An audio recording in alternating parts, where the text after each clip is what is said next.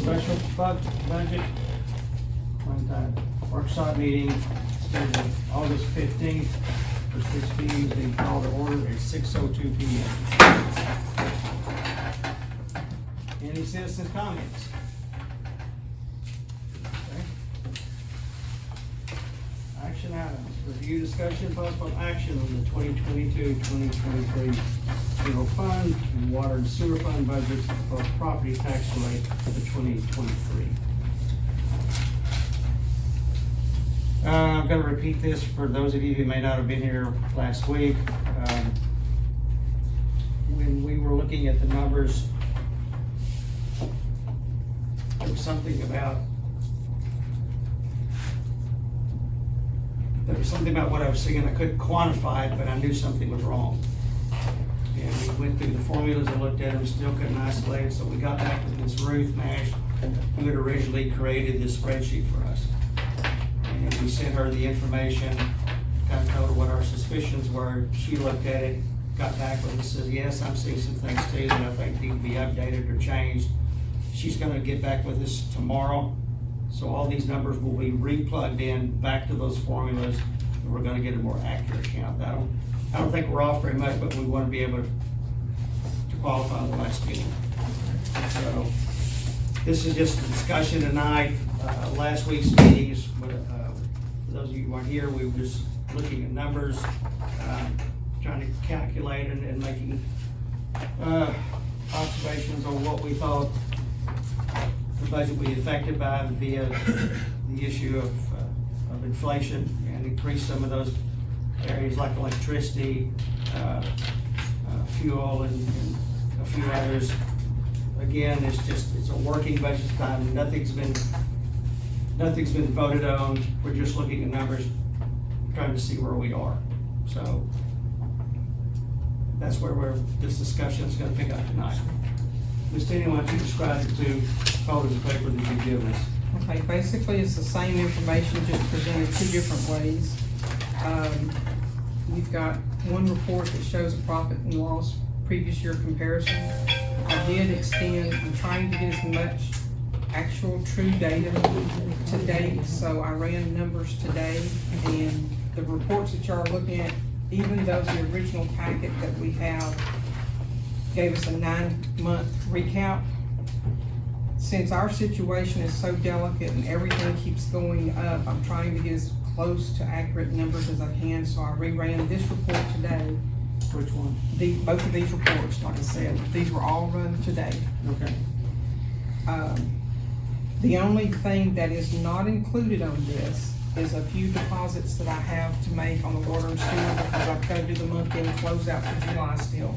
I've been trying to work on budget stuff, so everything else though, as of today, has been keyed in, paid out on the budget, and also by bills for the water and sewer, with exception to a few deposits. And I can't do deposits and add numbers to the water and sewer account until I do the month-end closeout.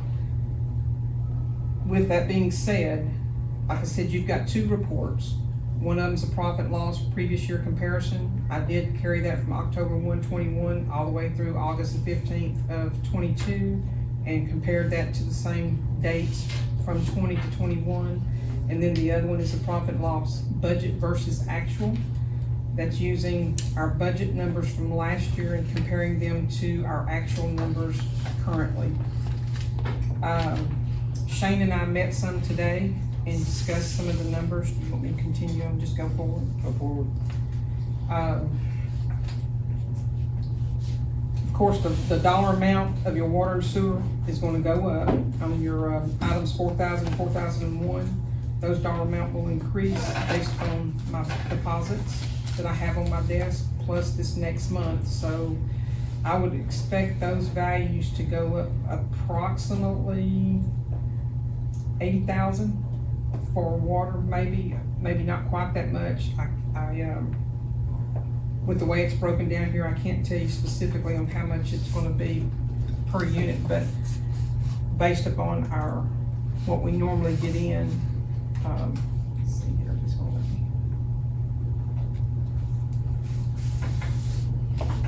Historically on water, we'll get around anywhere from $28,000 to $30,000 a month coming in.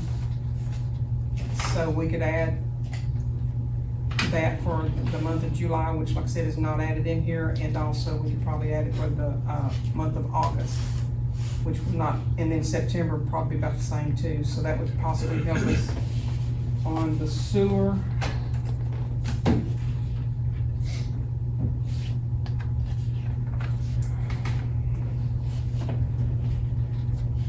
You can look at possibly increasing $18,000 to $20,000 more for each month it's not accounted for.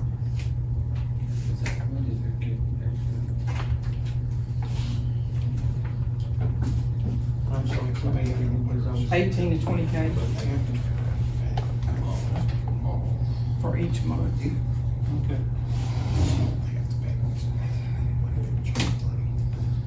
The other values, like I said, all the values are true values with the exceptions of the deposits being made on it.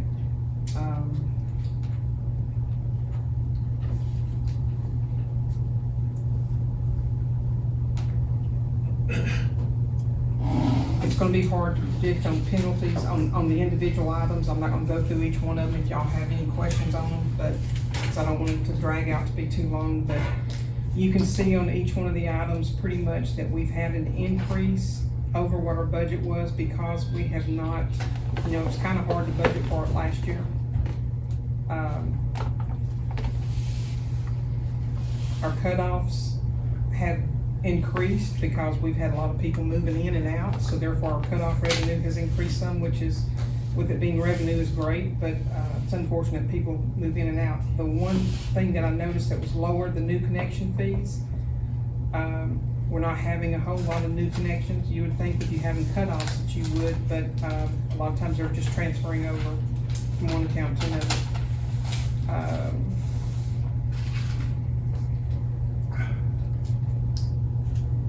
Credit card fees income is increased, and I've got to look into determine why we've got such an increase other than I know why.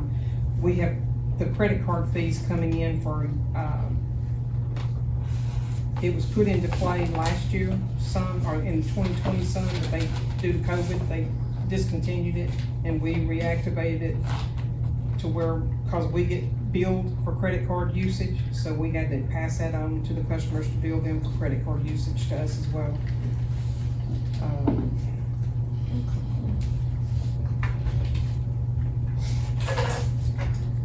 Water district sales, as you can see, is gonna be about the same. Cost connectivity.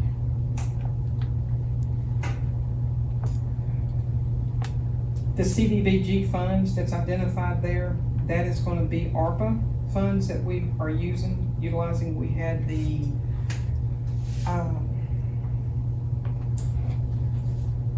we had a new, what do you call it?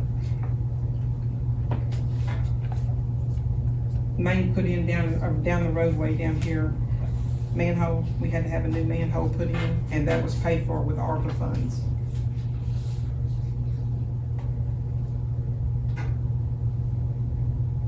Of course, we don't sell any goods.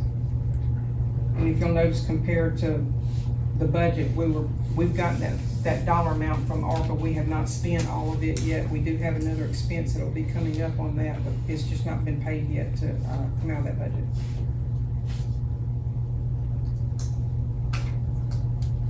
Bad debt expense looks like it's gone down.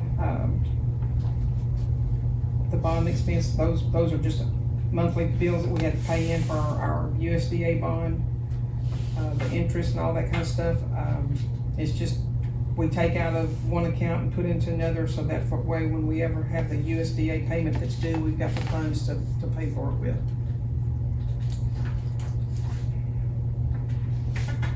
On page 2, on the cash short and long, you'll notice it's a negative number. When I first come down here, because of with CUSI and automatic adjustments that come out of the water and sewer funds with the credit card charges, with the debits and credits that come out, I went in based upon balancing the statement, and there was an account that you can do that automatically adjusts, and I was unaware of it, so that's why that's going to show in 9931. It was based upon the statement itself.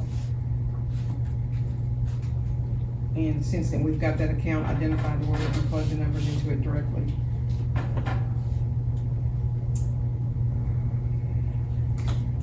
The other numbers, looking at them, it looks like everything's kind of just rocking along. Miscellaneous office is about the same.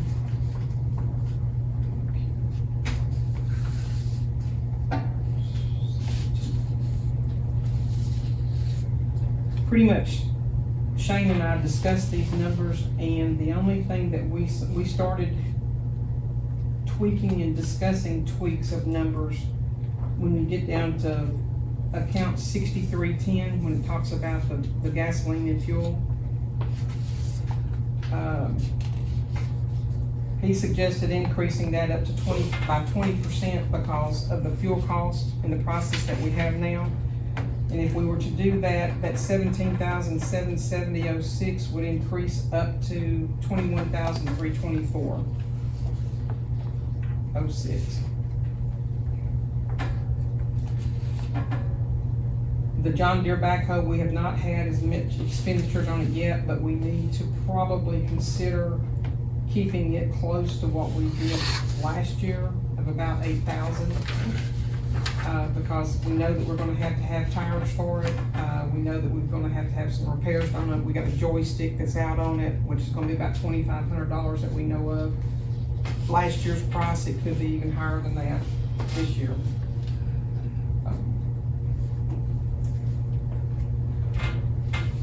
As far as on vehicle expense, account number 6370, we discussed instead of getting another vehicle, because we've got vehicles out there with 200 and 300,000 miles on it, we're gonna utilize one of the trucks, the black trucks that we have. And so therefore, water and sewer is gonna pick up the portion of payment for that particular vehicle. So that would add another $10,000 to that vehicle expense cost, so that would be $14,927.43. And that's just a rough of 10K, so it may be a little bit more than that. Operating supplies, Shane discussed increasing that by about 10%. If you increase that up, it's gonna be $65.56.57. He said go ahead and leave everything else basically the way it is. The training, we would need to keep, they've not had the training like they'd like to have this year. If they can get that up to around 1,500 to 2,000 like what we budgeted for last year.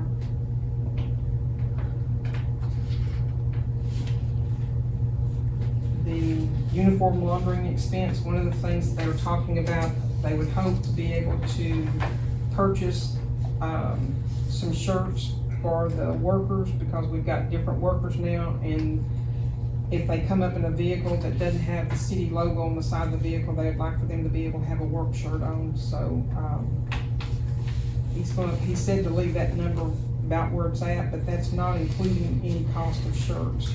So I don't know if we want to increase that up a couple $300 or not, to allow them to consider purchasing some shirts for the guys or not. That's up to y'all, whatever you want to do. I'd go and throw it in there, we can look at it, we're gonna readjust these numbers, I'm sure, Okay. later on. So add 300 to it.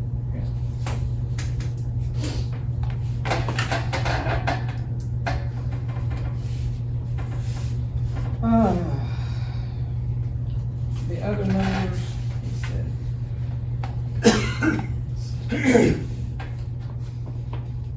Gina, do we know why there's such a difference in water tower expense? that's what I was fixing to look at. There was one, I think I know, but I'm not sure. we haven't had that, if I remember correctly, there was something that they were expecting to have to replace. Now, yeah, we're going to have to do something up there at the water tower because of the freeze. Right. And last year, we limped along and Yeah, and I can't remember what he patched said and when I put talked to bodywork him. up. We're gonna have to put some type of shed or something up Yeah. there. You know, we Band-Aided it last year. Yeah. And I understand. he didn't clarify whether he wants to keep that money as far as on like the budgeted amount or not. And he didn't give me any idea as far as on any type of estimated cost to build or to have some type of portable structure up there. But we are gonna if we have another snow event like we did last year, we may be snookered on that because they really band-aided that last year to keep it from freezing up.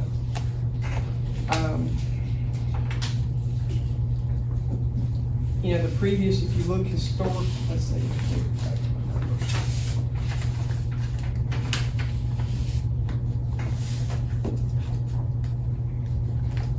Get an idea.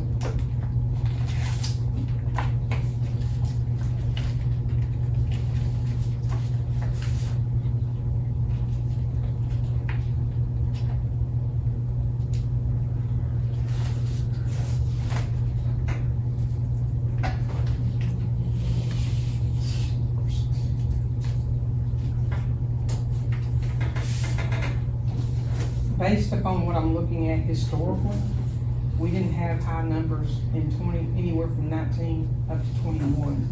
And the reason why we budgeted that high was because he was gonna have to, I don't know. Yes, that's correct. So I would think at least a couple thousand would need to remain in that. I'll need to touch base with him tomorrow to find out for sure. But if we could put at least 2,000 in that, maybe that would kind of help offset.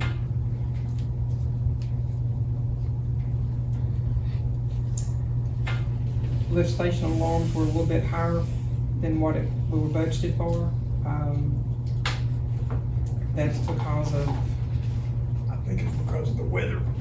well, Last- we get the charged, cold, yeah. we get charged, I think, too, on alarms that goes off. Yes. I'm not 100% positive on it, but I believe we do. The lift station electricity, he asked that we increase that by about 20%, which is showing now to be 22,126.69. That would increase it up 26,552.03.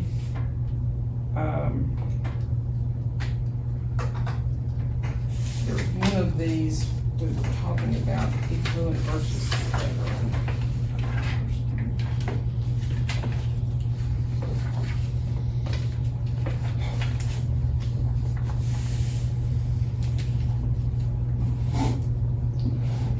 On the 60, oops, I'm sorry, not there yet, I'm sorry.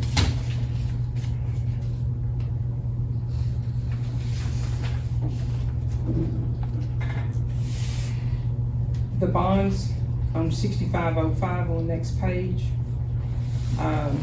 those numbers are gonna stay about the same. That's what we paid in so far on the bonds. Chemical expenses were down a little bit on that on the 6600, but he's wanting to leave that one around the same dollar amount. Now, does that include the extra chemicals we're having to purchase to put Well, in for the phosphate That levels? falls in up under the lift station, this chemical. Let me write that, excuse me. No, I'm sorry, that's a story. The chemical expense that we paid for on was included this time under miscellaneous purchase service, because we had to pay them, it's what What was. account number? That's gonna be that 6830. We may need to move that off, because when he and I talked about the chemical expense, he wanted that strictly to be maintained for chemicals down at the water sewer plant. But I mean, I've got it flagged here, we may need to move that one to another account. Well, we're gonna account for it somewhere. Right, I've got it accounted for right now under the 6830 code. Which, like I said, all I'd have to do was change it out. See if I can get back logged in.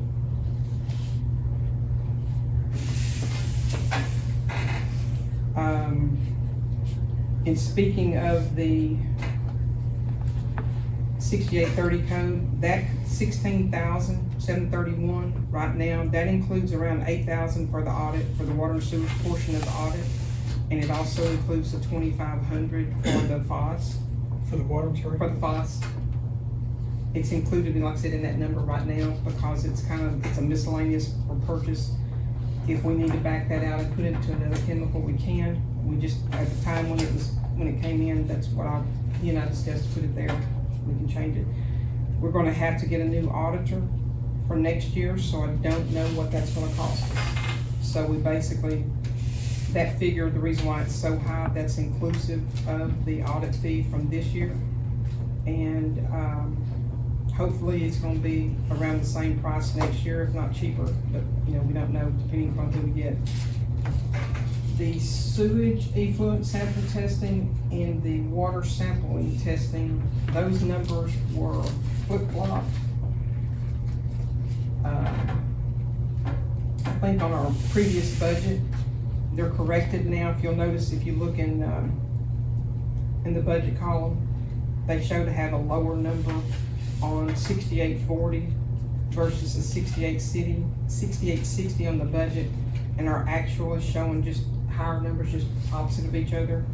Shane and I changed those numbers around because when he told me about it in the budget for last year, he was thinking of the effluent sample testing being one number, and it was actually the other number. So we've fixed that. That's why those numbers look higher this year versus what our budget is. Looking down at 6940, the utilities, 6930, the supplies. He asked that we increase that by about 20%.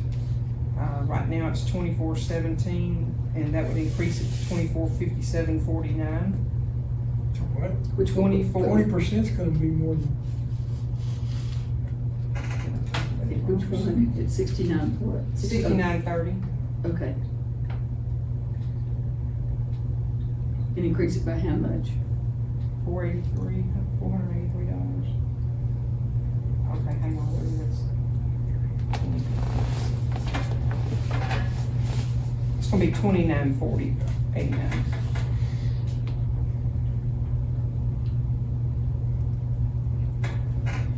And then the utilities, he asked also for it to be increased by about 20% because of our contract rate increase.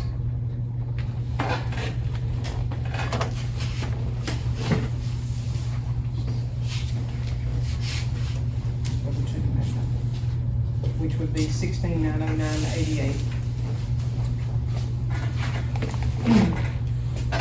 Then down to salaries and benefits on the 7,000 code. When Calvin left and we hired his replacement, those numbers are gonna pretty much be a wash, so we didn't change that number at all. The health insurance is gonna go up about 10%, so that's gonna be increased to 29,652.35. I haven't seen anything on the retirement fund yet. I've got to go in and dig on, see if they sent an email, maybe I missed on that, but the other numbers are pretty much gonna be, well, I think TML went up about 10% also. I need to put that, so that was gonna be.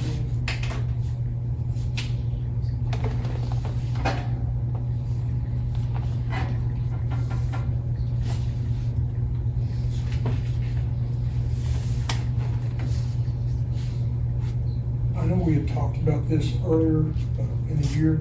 Did we ever come up with a report or figure out how to pull that information out of QuickBooks to get the accumulated depreciation for everything we've done? And we were talking about that, about how much the equipment was valued at and what we were doing in depreciation. I forget where it came about. You and I were talking about it. So, and we didn't know, you didn't exactly know how we were going to get in there and get that information out. I didn't know if There's a depreciation. You've got a general ledger that you go in and you plug numbers in based upon the general funds and the water and sewer accounts, and Miss Ruth had it set up to do all that calculation. The only thing that we've not established, that I've got to try to figure out how to go in and establish that and to backtrack some of this, is those trucks. And to my knowledge, we've not purchased any additional property since I've been here, other than the trucks that came in right before I got here. But I've talked to Miss Ruth, and I'm gonna try to see about having her to come in show me some things from the accounting aspect of what she had set up and why she had set up. Devin and I didn't have the opportunity to discuss some of that stuff in detail. And she just told me to use the numbers and we didn't discuss or setting up anything new. So there's gotta be a formula or something of that type to go in and base it. But I mean, I can go back in and capture based on the depreciation number, based upon the general ledger transactions. TML risk pool insurance, calculate that at 19,279.88. I don't know, would you know payroll tax expenses, anything like that going up? I've not seen anything. The only thing that's going up, I think, is a ceiling for what Social Security, what people pay for Social Security, and I'm not sure how much that's gonna affect us yet. Okay. Other than that, they haven't said anything, but that'll be a last minute deal with them. And as far as on these other numbers listed below, apparently years ago, when it makes reference to these 9,000 series numbers and some of these other numbers that are populated there, below the depreciation expense, apparently payroll was paid out of water and sewer at some point in time. The water and sewer payroll was, so we do not use those numbers.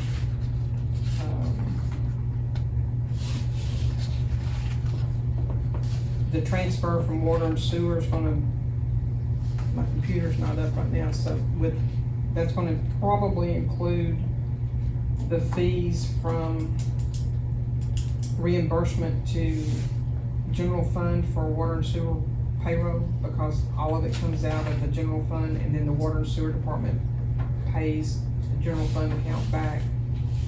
And plus, I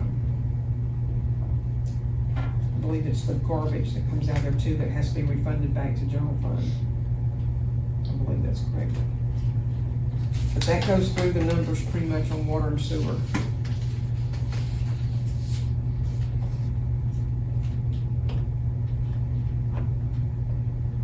I don't know how we're going to,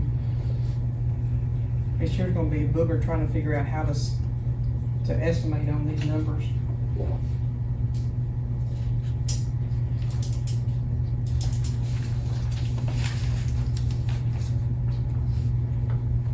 Do you have anything, Andy? Still processing.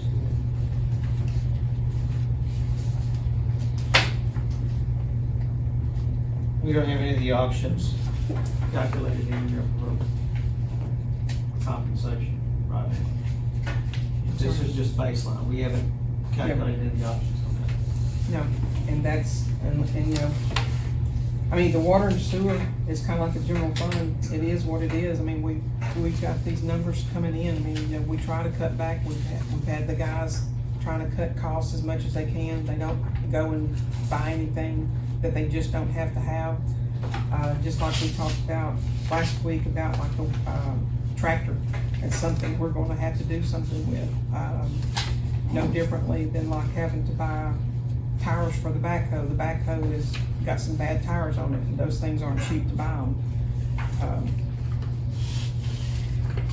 You know, we've had to purchase tires for the other vehicles because they just wear out like everybody else's tire does.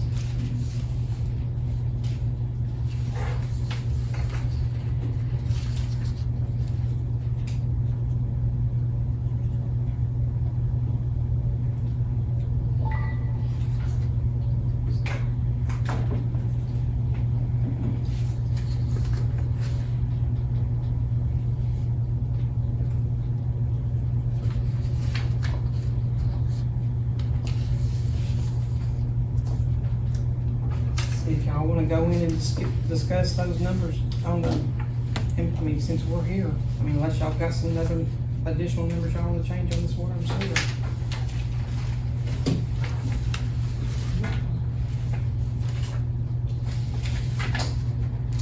I was just paying the electric bill today for, Bowie Cass. And one of those bills was $5,700 just for electricity. and the other one was $2,700. Nothing's cheap anymore.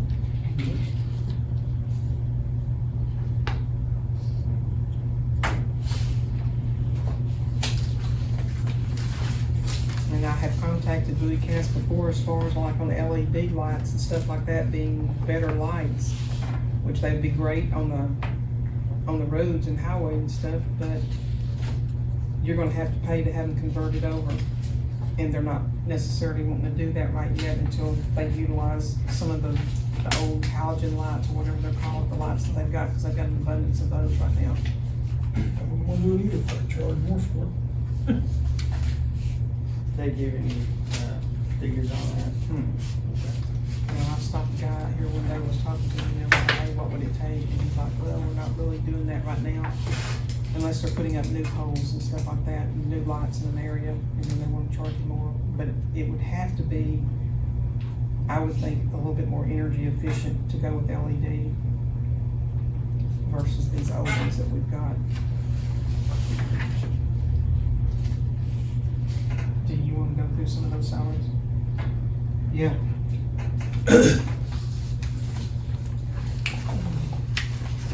So are y'all good with these numbers as far as an adjustments, or do y'all think we need to tweak them any other way on the water and sewer? I would say let's put it together and see what it looks like when we get all numbers adjusted.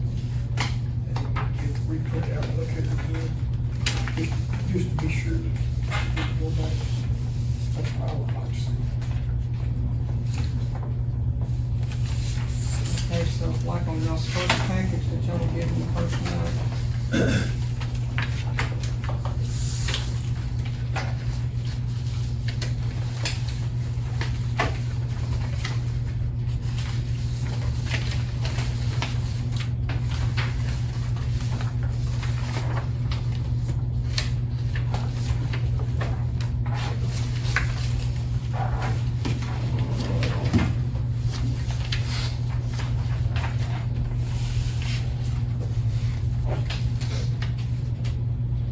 you've got the estimated payroll worksheet on that first package from August the 3rd. With the baseline of, due to the employees not getting raises last year, I put a suggestion of 2% for the employees that are not new employees or that haven't gotten a raise of some type of increase in 6 months or whatever. It's gonna be in the first packet from the 3rd. On this packet. Yeah.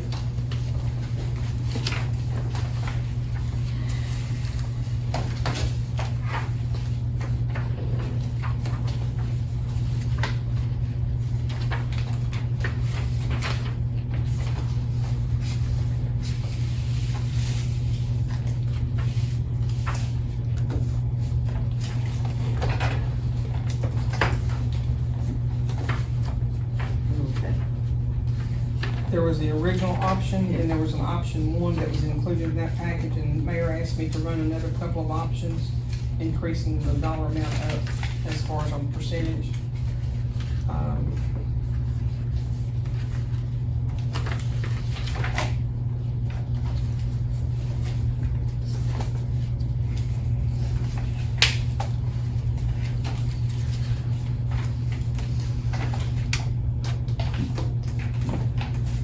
There's an option 2 and an option 3. With the original option that gave 2% increase to 6 employees, because the other employees have had a form of a raise within the past 6 months. Basically, we gave our PD, Felipe, he got a raise, $1 an hour raise, and Jamie came on permanent. Her rate was increased, and Gatlin came in at a comparable rate as what Calvin was making.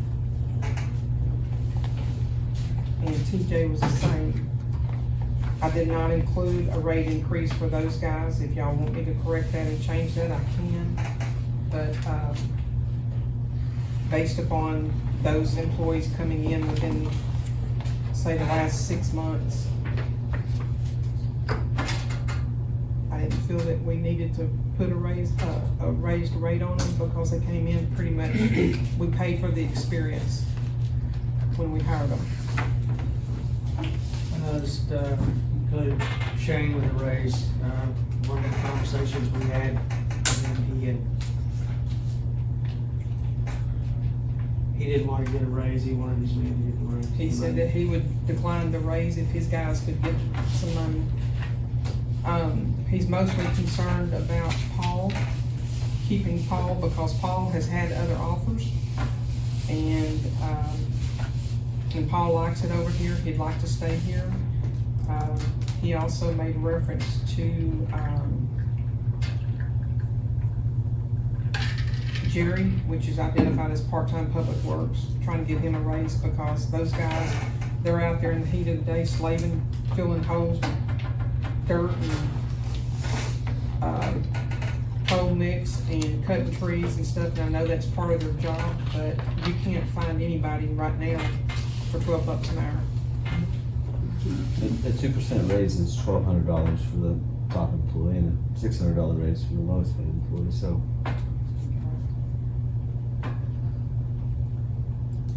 Well, you know, I'm not a fan of a 2% raise. I'm not afraid of, you know, I'm not for an automatic raise. Yeah. I'm for a performance evaluation raise, so. Well, you know, That's too, my- last year, we didn't get any, the guys didn't get anything. I'm not saying we don't need to give them a raise, I'm just saying, I hate saying we're gonna give them a 2% raise because then individuals think, oh, we're just giving everybody a blanket raise. I don't agree with that, I think we need to do it off of merit, so. If you wanted to do each of these on a case-by-case basis, when will these start being paid out? Like, so at what point? I would assume on October 1, if we're gonna give them a raise, some type of raise and stuff. And would that be separately authorized at that time? I'm sorry. Would that be separately authorized at that time? Raises at around October? That would be something that would be discussed in here. If we discuss the raises here, then they would go in effect on October 1. Yes, sir. I'm sorry, Randy. Yes. And if you can tell me, how much does this, director of water works make a year? He's at 56,244, And how much does the police chief make? 45,900. How much? 45,900. I think the police chief needs a raise. They, you know, they're out on the streets life and death. But I was just wondering, I didn't know, that's all I was just wondering. Understood. What do you wanna look at 2%, 4%, 5%? You have some people that have turned down the opportunity to have one. You've got others, Calderum and the other gentleman that we definitely need to keep. Is, Their wages are not only low, but, you're not gonna find people that work as hard as they do. From what I understand in comparison to some other cities, I'm sorry, we're definitely underpaying all the employees. I mean, all of them, even including Shane and PD, and our laborers. But apparently they've got more revenue or something. if they take a car home, is that reported as a benefit, an employee benefit? Like on the W-2? It is not No. on the W-2, no.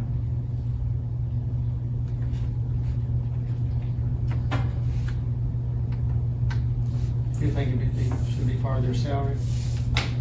Well, the city does a lot better when an employee lives closer. I mean, it costs a lot of money. We had talked, you know, last year we ran numbers on the fact that when you add the fuel costs or things of that type to a salary and even insurance and benefits like what we used to do, it makes sure the numbers higher, even though the employees don't say that they get it because they don't see it. When you have to pay for that insurance and when you have to pay for that fuel, you would see it if it come out of your pocket. And I know we talked about those numbers and stuff in the past. I can run numbers based upon history on what we've got and present that if you want to, but Everything is gonna be on the table this year. There are no sacred cows on the table this year. Yeah. If someone goes 30 miles, 50 weeks a year, it's over $9,000 based on the IRS mileage rate. Yeah, but we're not reimbursing them, they're paying it direct. We need to look to find out what that number is. And the gasoline and tire and oil is easy to figure. The IRS includes more than that even. So, There are a lot of municipalities that allow their employees to take vehicles home, especially to police work. Some will put a cap on, if you live X number of miles away, then you have to come get the vehicle when you arrive on site.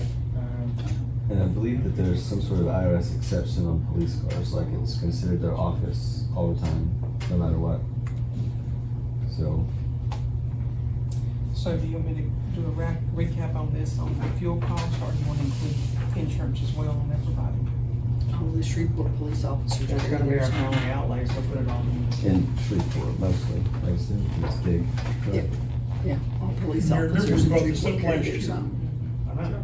I brought it up last year about, should Metropolitan the area. cost of a vehicle Doesn't be matter where they included live. in an employee's salary because the IRS stipulates that it can be done that way? And we said, no, we weren't gonna do it that way because they use it for emergencies, so on and so forth, which the IRS says you can have a vehicle for that, so on and so forth. So we addressed this issue last year and it didn't happen. So I'm not saying it needs to happen now, I'm just saying we've already addressed it once, so. My Everybody needs to daughter understand it, is it has a been brought up detective in before. Webster Parish, but she lives in Bossier. And she brings her Again, I think vehicle. we're gonna have to run a number of different models to determine how best to use the resource that we have. We have been, through the years, been generous with allowing that. This may be the year it gets reconsidered to some degree or some other model. Just suggest to everyone that you just keep an open mind. Nothing's been voted on yet, but we need to look at every position that we have. One thing that was mentioned to me was, do we have people that are on call? And basically, we would have some people on call, such as water and sewer. And do you want to consider that type of person carrying the vehicle that, because they're on call? But, that's. I think so. I don't know about all of you, but on any given day, I'll come in here and stand out there, smoke my pipe and talk while I'm being briefed, and I find out they've been out since 1 o'clock in the morning, and that's extremely common. It's not an 8 to 5 job anyway. And that's typical from what I'm understanding with both water, sewer, and PD. Yes, So, yes. when the guys get called out to work on a water main that breaks, and they spend 6 hours working on So I just have, what kind of options do you want to look at? And I would be willing to almost bet you, I could be wrong, if I am, I'll say I'm wrong, but I would be almost willing to bet you that if you tell them they can't take a vehicle home and they're on call, you're not getting them to come in. They're not driving a personal vehicle over here to get a company vehicle to go on call, when they could go straight to the call with a company vehicle and do it. So I'm not saying it's right, I'm not saying it's wrong, I'm just telling you, I can understand that philosophy if that's what they're thinking, so. it. I can You gotta too, take all but that if- stuff into consideration before you But make a if they're on decision. call, they're gonna be on call here in Lone Star, so they're gonna come here in Lone Star to get the vehicle anyway. On the And- police side of that, if one of my guys get a call and they have to come in a POV and somebody hits them, now the city's got about them a car and, all that. I don't know about the city work side. Do y'all get called out to help Dangerfield when y'all are off clock? We have in the past, when they were And shorthanded. therefore y'all would need to have access to They the have. vehicle. Yes, and they have aided us when we had people down with COVID. I called Jack Martin, and he was good enough to send some of his troops in to help us out. And I've encouraged our guys to go back up, the straight troopers or anybody that's out on the road, if you get a call and somebody's out there, go run in and back him up. Go ahead, sir, I'm sorry. No. So, with that being said, I mean, just from my point of view for the police side, we're not gonna give the cops a car to go home, whether it's 7 miles or 11 miles, I don't care. I understand the whole 30, 45 mile away, I do. But I've had guns pulled on me as a fire marshal, okay? And I'm gonna tell you, I rely on them, and my guys do. I'm gonna tell you, if like for instance, right now, we don't have a cop after midnight. If that's the case, you're not getting a fireman or a first responder after midnight. Because if we rely on them for our safety with the gun shootings and the drive-bys over here in Edgemont and stuff like that. And that's just my point of view. It's a safety issue for my guys, but not only that, for him. I can't tell you how many times in the middle of the night, we had one 3 months ago over here off Fannin Street where we had a guy potentially got hit by a car. Come to find out there was a gun issue, and I found a gun on scene. I had to call him. Yeah. Yeah, we He was expect off that to duty. occur. He was off duty. It was 2, 3 o'clock in the morning.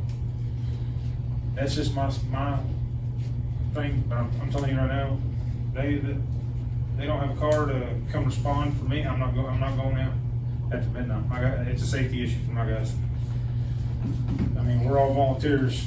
These guys are paid. I'm gonna rely on them. So that's how I stand on the police side of it though. Because it's a huge safety issue for us. From what? Because as of right now, I don't know if you guys know this, but county-wise, after midnight, for the entire county, y'all know how big Morris County is? If you do it by geographic, it's 900 square miles. I know. The entire county, there's 2 officers to cover the entire county. I mean, we may be waiting 30 minutes for a cop. I can pick up the phone and I know I can pick up the phone and him or Felipe is gonna be 2 minutes from. Dangerfield doesn't have anybody out there? Do what? Dangerfield doesn't. Dangerfield has cops that shut off at, what time, Steve? 2:33? That I don't know. I wanna say 2:30 or 3. But did they Cause call them holiday? via the ambulance, since I drive the ambulance, I don't get a cop after 2:30 or 3 in the city limits of Dangerfield, Omaha, or Naples. I get county officers. Case and Jenkins, I don't get anyone.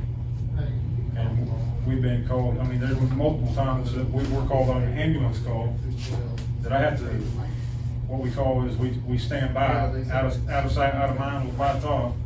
We're waiting 30 minutes to go on scene to an emergency scene where potentially someone's shot, assaulted, anything like that.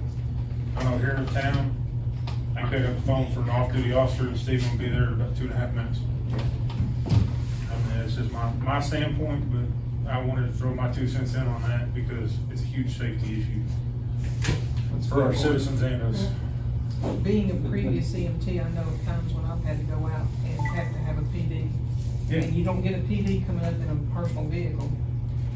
Yes, ma'am. You can't. I mean, we've got codes over the radio, and we've got code words, and if we know that something's going wrong, we say a word and dispatch knows. But, I mean, I may be waiting 30 minutes for an officer. No, I'm sorry, my life's greater than that. Sorry, guys, I'm backing out. That's just my standpoint. So, my opinion on the driving the vehicles home, officers are a separate case than all other staff. I think if an officer is on call and will answer calls, I can probably give in and say that, yeah, they could take a vehicle.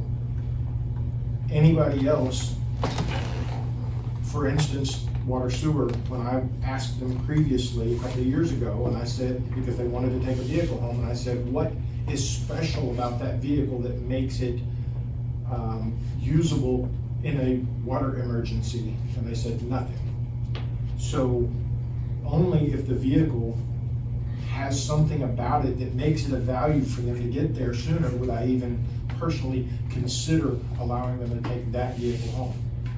If you're gonna justify it by saying they need to be able to make it to a call quickly, they can go in their own vehicle or the city vehicle or whatever, if there's nothing special about that vehicle. Okay. And that said, even if it's a police car, if it's in Mount Pleasant or New Diana, I mean, let's say it's a weekend and they go to Long Beach to eat, they would still have to drive back to their car. So I think if it's so far, then it is an issue that should be looked at. Obviously, if a police officer lives in Lone Star, it's 100% benefit to the city that they take their car home. But if it's Mount Pleasant or if it's New Diana, then it's, Didn't, I think you was a city council member at the time, or when Fleet was the chief, didn't the city vote to let the vehicles be taken within 20-mile radius? That was like 4 or 5 years ago. I think he was a lieutenant at the time. I thought, I can understand that they should be, if the police officers, they just can't, they need a vehicle in this area. Cause I listen to the scanner, so I know what they're talking about. They're totally correct. There's 2 officers at night. Dangerfield gets off in the middle of the night. Like last night, we had a suspicious guy that went up to a house and tried something on, Randolph at 248. One officer was here by himself till the other sheriff deputy come all the way from the other side of Naples, 259 South. And this was late at night, cause they was in front of my house. They said 304 Houston. I'm like, what the crap's going on? But anyway, I think the officers and first responders, cause they should be able to take their vehicle to their house, like the first responder vehicle, but police officers should. Now, I agree with what he said, 40 miles away, that's just crazy. I mean, that's why gas is gonna go up on y'all's bill. We But know. our police officers should be off limits on that. That's my opinion. I mean, y'all vote for that, but. I know, we appreciate your comments, for So, Randy, can I say one last thing? sure. Yes. Our furthest officer right now, guys, y'all know where our officer lives? no. Our furthest officer lives in Omaha. With emergency vehicle, he can be here in literally 10 minutes. I'm sorry, but my life, I can deal with 10 minutes, I can deal with 15 miles.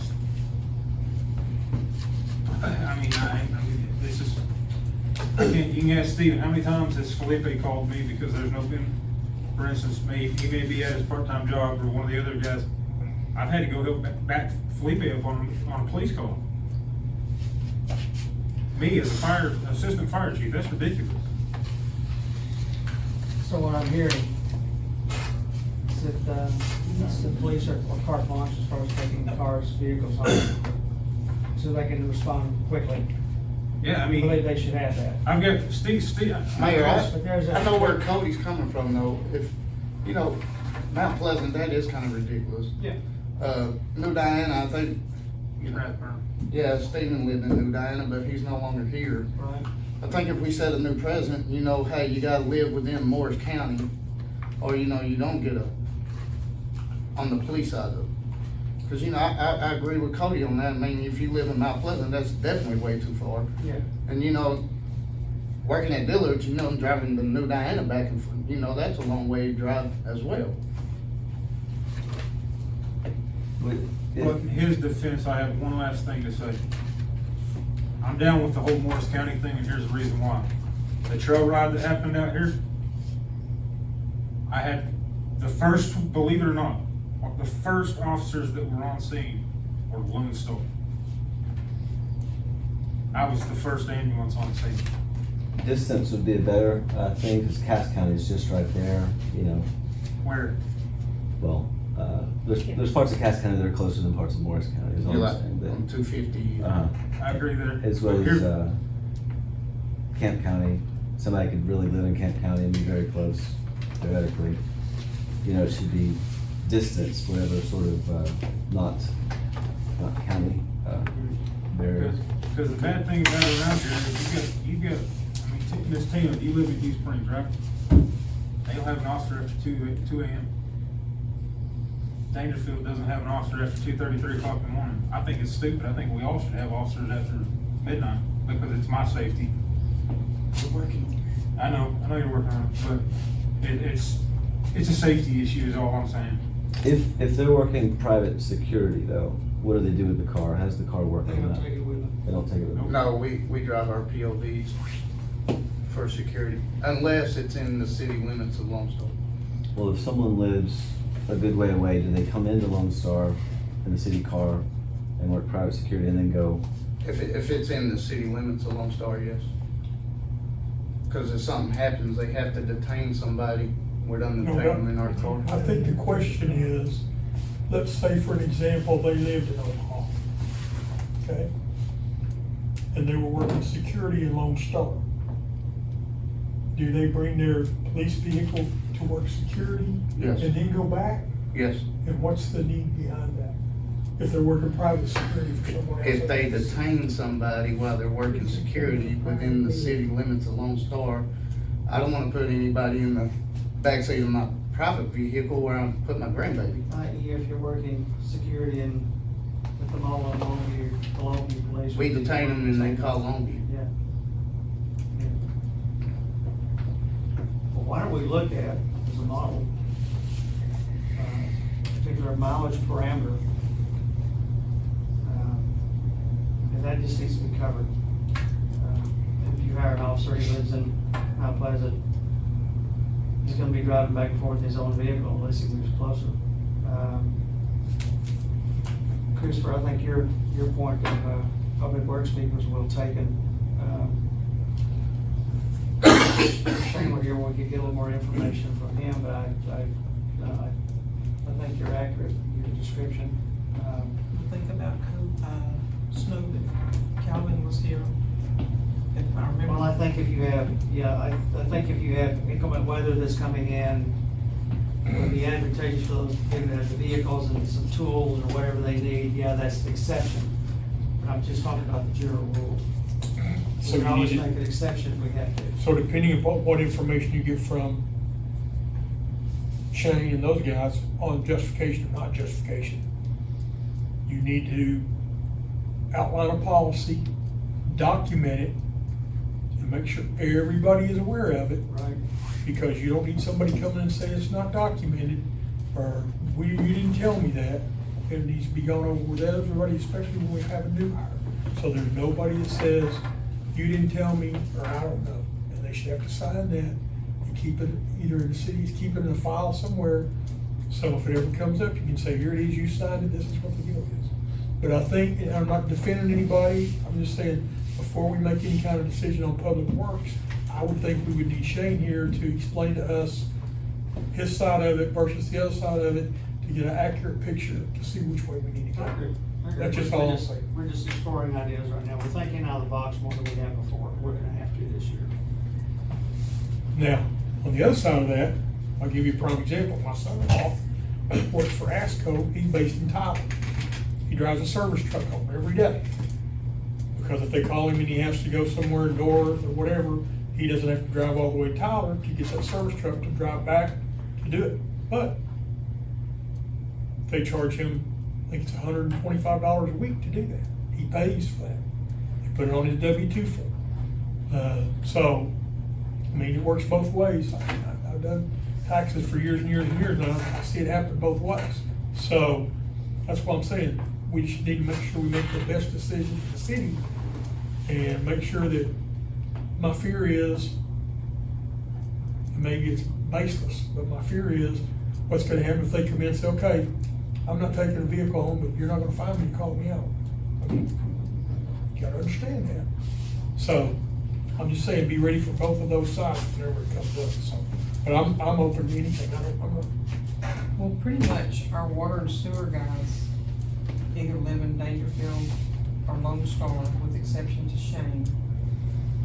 And he has come in at times, been called in for things because of his testing, you have to be tested, things are. Well, I don't think anybody's questioning that he may need to come in. I think the question is, should a vehicle expense be included in his rate of pay? That's the question, if I'm not mistaken.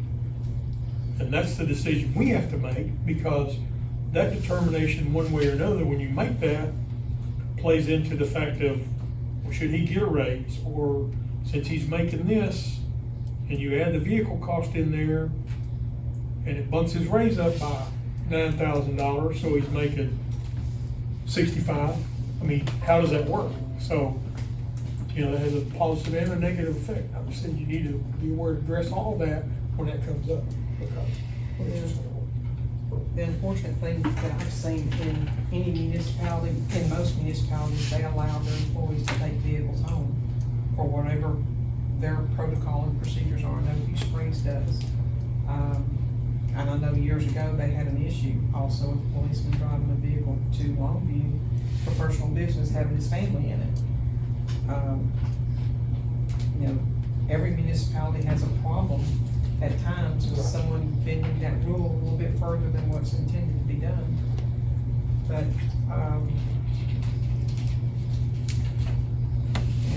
most people have to drive their own vehicle. I mean, I'm not saying that the guys shouldn't have the vehicles provided to them, because if they do have to come out, you know, get called out, they ought to be able to have, you know, have a vehicle provided to them. Well, I mean, I understand both ways. And I mean, I've seen for years that it works both ways. I just don't know. I've just never been blessed when I drove 80 miles a day Yeah. to have it paid for by somebody Yeah, else. they will let that, but I understand. I'm with you.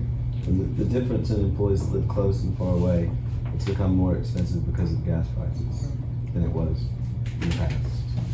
So the issue becomes then, what's your mileage parameter gonna be? Gonna be 20 miles, 25 miles, what is it gonna be? Because, you know, who's gonna say, is Mount Pleasant 25 miles from here? I don't know, how are we gonna figure that out? You know what I'm saying? You have to figure out your mileage parameter if you're gonna say, you know, and to be able to defend why you say that. You know, if you're not gonna let them drive it more than 20 miles, that's fine, but why not 25 instead of 20? So you have to be able to answer that Mount question. Pleasant's 25 miles from here to the center of Mount Pleasant. Things, I mean, I don't know, that's what I'm saying. And nothing to bend it and make it to where, ma'am, I think Shane actually lives in Cookville I don't have a clue. Just outside But- of Birmingham. But I know my deal is, before you get there. you know, if you say it's gonna be 20 miles and somebody says, well, they live in Mount Pleasant, that's only 4 or 5 miles more, well, are you gonna stand fast? Or are you gonna bend, you know what I'm saying? You gotta be able to do that, so that's all I'm saying. Miles. Huh? Cookville is 19 miles. I'm open to either one, we just need to make sure. I know. I thought, I know which way it is. Mr. Mayor? you have a question? Yes, sir, please. I would suggest using City Hall as the base for whatever mileage range. And whether you say it's 10 miles or whatever, and I would suggest that anybody it will be based on that range and approval by, and I would say the mayor myself. So it's not assumed that everybody who works, even if you're inside that, you just get it. Then the justification has to go to, and I don't know if it raises to the importance of the council meeting to question it, but you as the city manager could say, okay, it justifies in this scenario. Yeah, I don't have a problem doing that. When they first began to work security at the mall on Longview, they were taking their cars because the people there wanted a police vehicle being observed. And I questioned them about it after about a week, and I said, are they paying for your gasoline or your mileage? They said no, and I said, then the city vehicles stay here. You guys will take your own vehicles. And I don't have an issue doing that at all.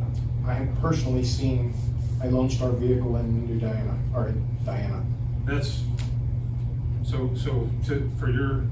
that's when Stephen Rathburn was an officer there. Yeah. Okay. He's But it's just, I it's agree. just a scenario. I that it totally shouldn't agree. happen. Yeah, that's when Rathburn was an officer and he was living in New Diana. But it was at the grocery store, Mhm. and there wasn't an incident. I think if we are not careful, if we take the soft and friendly side of things, we're gonna get abused.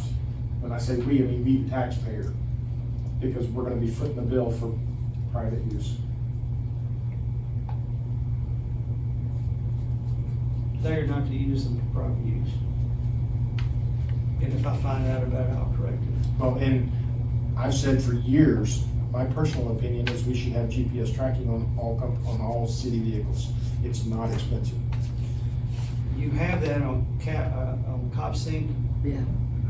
You can tell exactly where they are, how long they stood there, for them moved on to, we have that, It's $100 a year per vehicle to do that through, if you go the expensive route that has cellular uplink, so that you can actually see in real time for any vehicle. It's $100 a vehicle per year.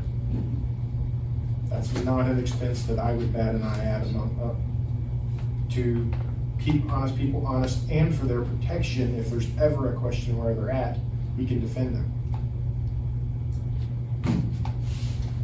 So throw out a mileage parameter. Well, we know we're gonna cover Morris County. Well, I guess I was just looking at, it could vary a little bit, said,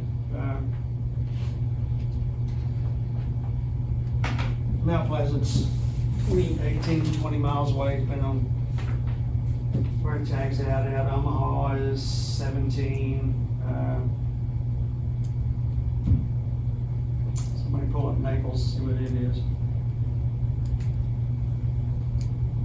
And maybe that's not even the correct approach. Maybe we just take certain people who we feel like need the vehicles 24/7. That would be my opinion as a citizen. I don't think the mileage, The mileage may not be relevant I here in our think, county. I think it should be certain people and still put a limit on it. So if you say that police need a vehicle, you can still cap it at 15 miles from the city limit border or something like that. Because if they live farther than that, then they need to move or something to come closer to be in the city that they're protecting. If they live 45 minutes away, they're not able to protect us as well anyway, and so it doesn't justify. Well, we're still just running models. Let's choose a parameter and then reconsider what employees will take vehicles home. I mean, the police were gonna, I think it's advantageous for the city, for the police to have their vehicles, so they can respond quickly, and first responders, so they're right there covered. Water and sewer may be a different deal.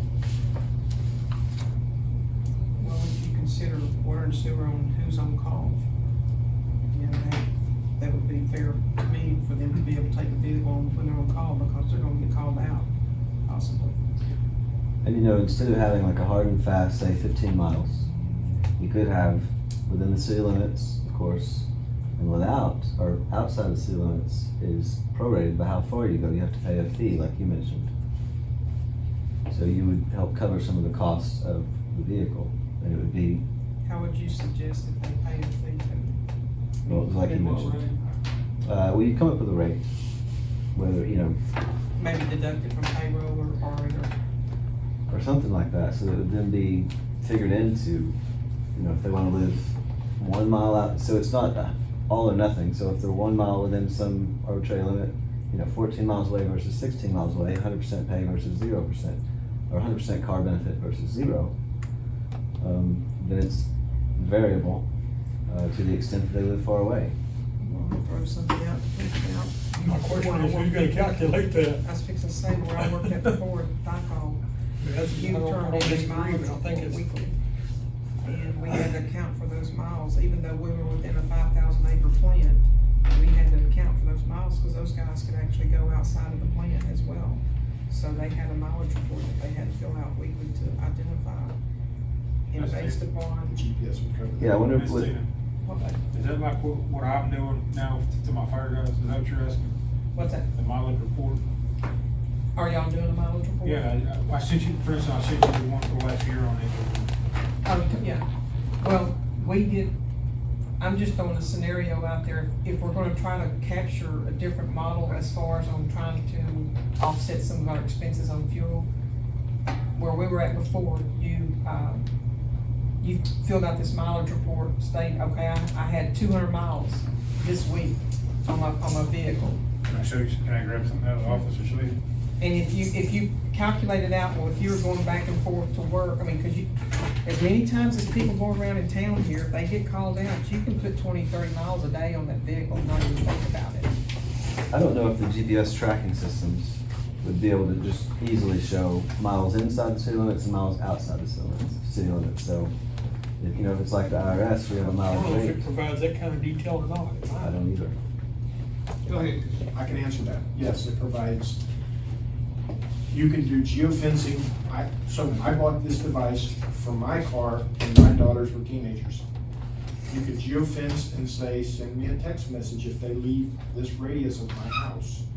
So if you wanted to say, our city vehicles can't be more than 10 miles from City Hall unless they can show why, you'll get a notification if they go outside that range. You'll see every trip, it will show a line on a Google map, everywhere they went, how long they were stopped, the speed they were going. This is meant for large fleets, the one that I used, very big internationally for any kind of delivery. UPS and things like that uses these systems, and the one I used is huge, and it's $100 a year. That's what's in every truck. I mean, the demand for such a product is gonna be there, so if it is available, that you could just say miles inside the city limits, miles outside the city limits, and basically the employees would be deducted for miles outside, and then if they wanted to drive it to the grocery store, I guess, or live far away, or, you know.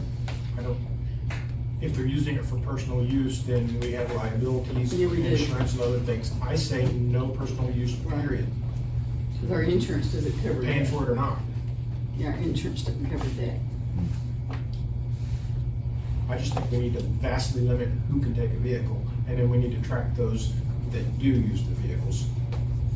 I think we ought to track all vehicles all the time anyway. Well, our It's such a police cars small are tracked. expense. The police cars are tracked, I've gone in several times. I understand, but if you have one unified system that all vehicles show up the same way, it actually puts them all in maps, and it's a very well-done system. I think that's something we need to pursue to look at.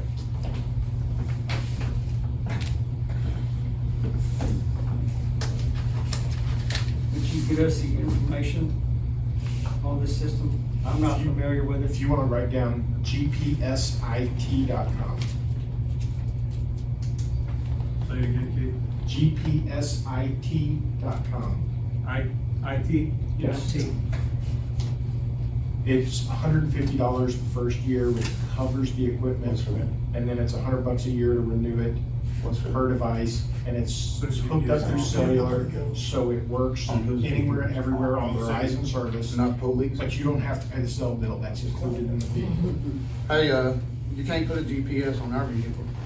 I know, we're not talking about putting them on your vehicles. You That's got dangerous. cops that you can be tracked by cops. Y'all gonna come say? Yeah, Yeah. I'm We're just not saying that's talking about dangerous, police so. vehicles. I can tell you where everybody's at if they're logged into CopSync. I know. We've looked at that before. Yeah, we're not talking about police vehicles. Okay. That's covering our confidential informants as well, because, you know, we meet them outside, so. Right. You're covered.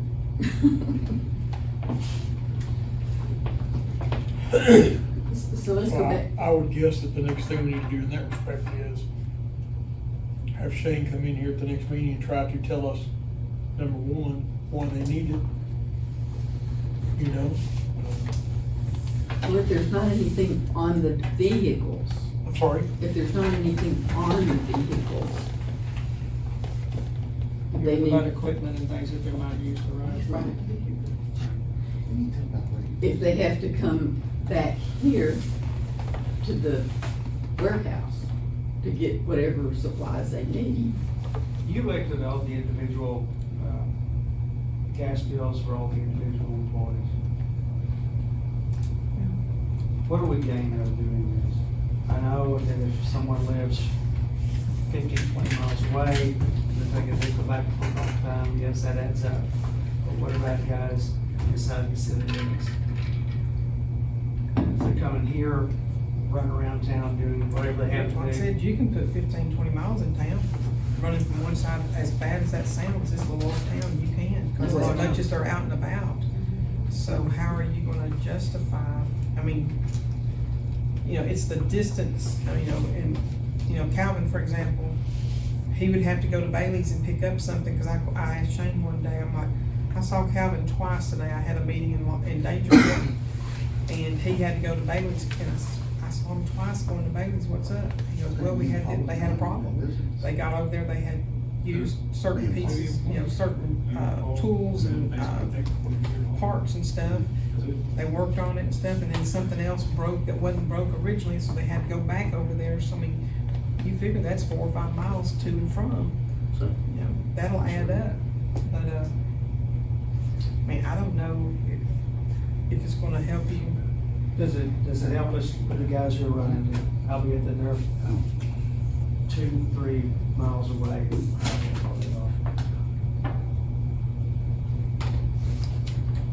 I can't tell you fairly on that because I don't know what kind of activities they're having during the days and stuff, Like if they have a water main to break, that they have to go out there and work on. They have to one run right now. back and forth, like They have last one right Saturday. now. Right now on Avery Lane, I just got a phone call. Are they out there working on it now? I told him, I don't have Paul's number, I think TK's calling me. See if he went out there and checked it, if he don't mind. They said it's pretty bad. I mean, if you, Said it's raising the asphalt, but the running around in town is justifiable because they're doing the work, and stuff. And so how do you differentiate that from, other than doing a rough estimate of miles going out of town? Say if someone lives out of town, you have to calculate that as a separate, give your distance from outside of the city limits of Dangerfield maybe, since that's Morris County, and begin to calculate that difference of mileage. And then I think they're gonna have to consider if you, and I'll just use, the 2 public works gentlemen, who are on low wages to begin with.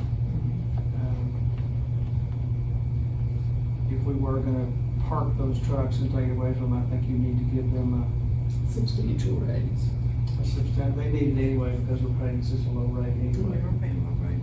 I mean, Mr. is it catch-22? Keith, that's another. No, I was just gonna say that when it comes to the waterworks vehicles, it's not the same scenario where the police, where somebody's life is at risk and every second counts, right? A water main broke, 2 minutes can dump a lot of water on the ground, but chances are it's not gonna kill somebody. So the difference between somebody driving here first, jumping in another vehicle and meeting a call is probably insignificant 99% of the time. It doesn't justify the expense to cover that 1%. So in my opinion, I don't think any of the water should drive a vehicle. I do know that the guys have their equipment in their vehicles, out in the back of the bed, tools, shovels.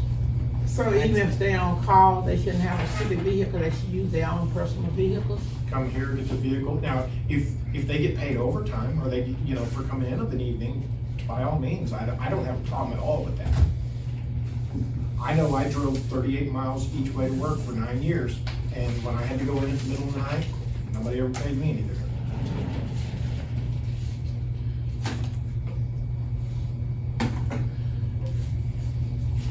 Well, and my deal is, if they have a set schedule of when they're supposed to be on call, I don't mind taking it as long as, but you might be on call today, and then you might not be on call for 4 or 5 days. So that 4 or 5 days you're not on call, you don't need to take a vehicle home. But that one day you're on call, I don't have a problem. I think the problem's You on just mine have- though.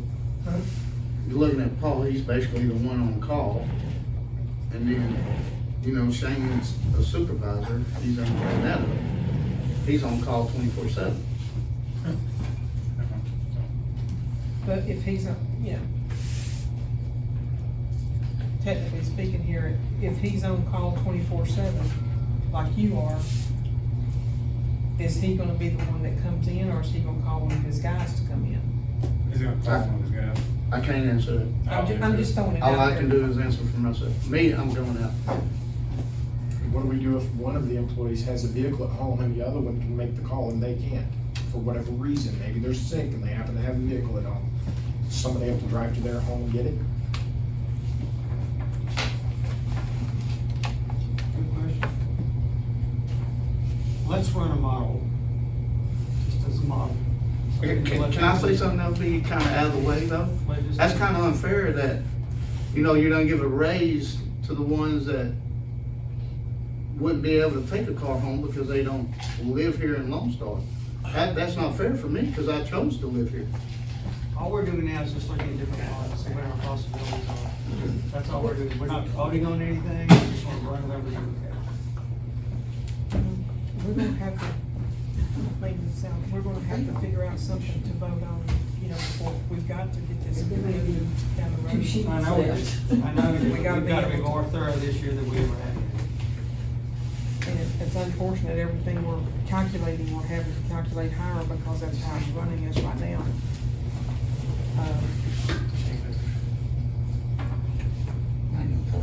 Yeah.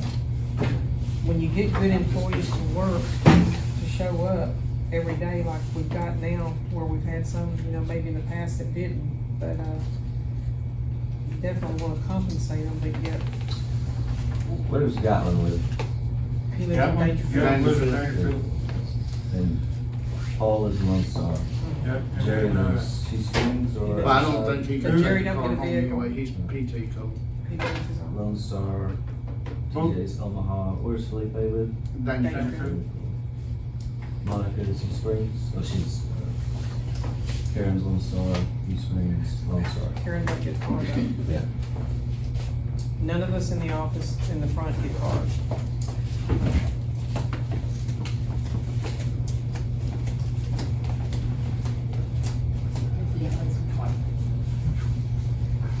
Let's look at it, get with Shane, we'll run the numbers, get back, look at it again.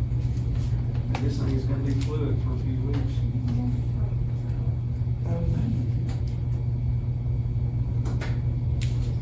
We're not gonna have a few weeks. How far do we have? Remind me.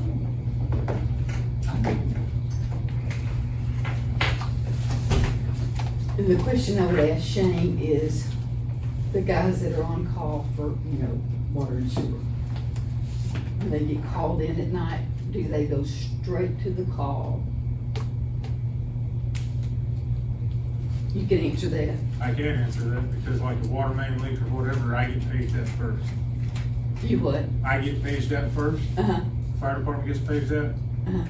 So there's been multiple times that we'll go to the scene and evaluate what they have. Uh-huh. And then if they need to come back and get the backhoe or something like that, then they will do that. Okay, so they If go that to the answers scene your first. question. Yeah, so they need their vehicle. Cause they're going to the scene first. Well, They do, just- they go and evaluate, like Paul and I've known how Gatlin works, when Gatlin worked for the city limits of Dangerfield. You go to the scene and they see what equipment they need, and then they will go from there. Okay. If they have two guys coming to the scene, he'll say, hey, I'm at the scene, you go get the backhoe. And that's how Calvin works with them. So they need their vehicle. Well, that's just like if we have an alarm go off at the wastewater treatment plant. They don't stop by here, they go straight to the wastewater. Yeah, so they need their vehicle. They don't need to be The driving their exception could be for the gentleman who's on call. It's not on call. You The say, one who's on call could have the vehicle, yes, absolutely. but everybody else doesn't. But they're not on call. But here's the other scenario to that. They get out there in the middle of it and they need help. They're gonna call somebody else in. If it's gonna be a two-man job, they're not gonna stand out there by themselves and do it. They're gonna call somebody else in. Let's have the discussion with Shane, find out a little more about how they operate, what some of the finer points are that we may not know. Yeah, because like I said, if it's a big job, one person's not gonna do Can I say it. something too? Our, TML rep, I just went blank on the proper term of what his job title was. But he, basically goes around and looks at scenarios, life-threatening event type things that happen. And one of the things that he discussed, and I think he's gonna try to come here and do some trainings, things that people become complacent in. He'd even suggested that on any type of our outings, that we have two people go, because he made reference to a situation in a around, Texarkana area to where it was a young lady that was working at a wastewater treatment plant, and she had long hair and had her hair in pigtails, and went out there, she had a agitator that was messed up, and she went down to try to disconnect the agitator, and it kicked on and caught one of those braids, pulled her in, chopped her head and killed her. Well, not only that, but in today's climate, I'm not sure that anybody needs to be out alone by themselves, one person. I mean, seriously, When we run the numbers, of what we discussed last week and this week, you get knocked in the head in a heartbeat. all of it's gonna be open for discussion, and you may even be looking at higher rates as well. We're gonna have to make sure that we have adequate cash flow in to perform properly. Yeah. Right now, we have fewer employees than we probably ever had, or at least since I've been on here. So the options to cut personnel is really not a good option for us. Mm-mm. If I were one of the guys, I wouldn't wanna be out in the middle of the night working by myself. Well, the bad thing about it too, if we were to lose one person right now, it would be critical to us in any department. I agree, you know, all of it has merit. I'm just saying, think broader than we ever have before, we're gonna have to, because somewhere these numbers are gonna have to match, and if we don't have adequate funding, then you're gonna be looking in another direction. If Shane's willing to not get a raise so that his guys get a raise, we need to definitely consider that. Plus, you know, I agree, and that's fine, and he said it on more than one occasion, that's even compensating that area, it's not gonna, it's not gonna have a large impact on No. the rate of fuel No. or the equipment that we have to buy that goes to fund during the year, and it does.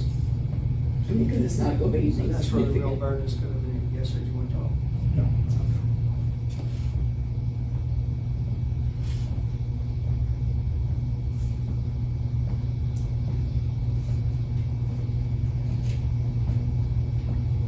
You know, we are really squeaking by right now. I mean, I hold checks every week to pay bills, you know, from Peter to Paul. These increased prices that we're having to pay, fuel mileage, whereas we never have had to pay a percentage of the cost. If you have some places are charging 2% and 3% for their fuel surcharge. We've never had to do that before. Just about everybody that has a fleet of any type, whether it be, parts and components for water and sewer, every one of them, they're either charging your shipping cost, or they're charging your fuel surcharge, or they're charging you both. You know, you don't get free shipping anymore, you know. And when you have a heavy, anything that comes in that's heavy, you're gonna spend 15 or 20 or 30 bucks on shipping it to us, if not more. And then you're gonna pay a $12 to $15 fuel surcharge. Temporarily is what they're saying, but that temporary's been going on for a few months.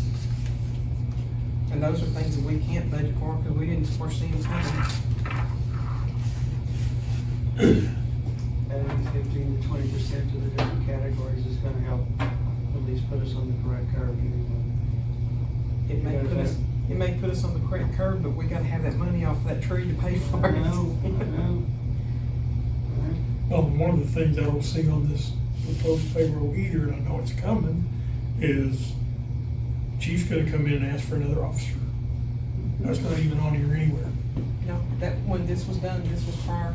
This was prior. So I mean, that's another thing you're gonna have to address. I'm not saying that he doesn't need to get one, I'm just saying that's a whole other issue that you're gonna have to address on this list that's not even on here. So it's gonna throw you further out of whack. We did this last week, did we not? That was presented last week as far as But I don't see it on here. consideration, but it was I not. mean, it's not accounted for anywhere that I can see.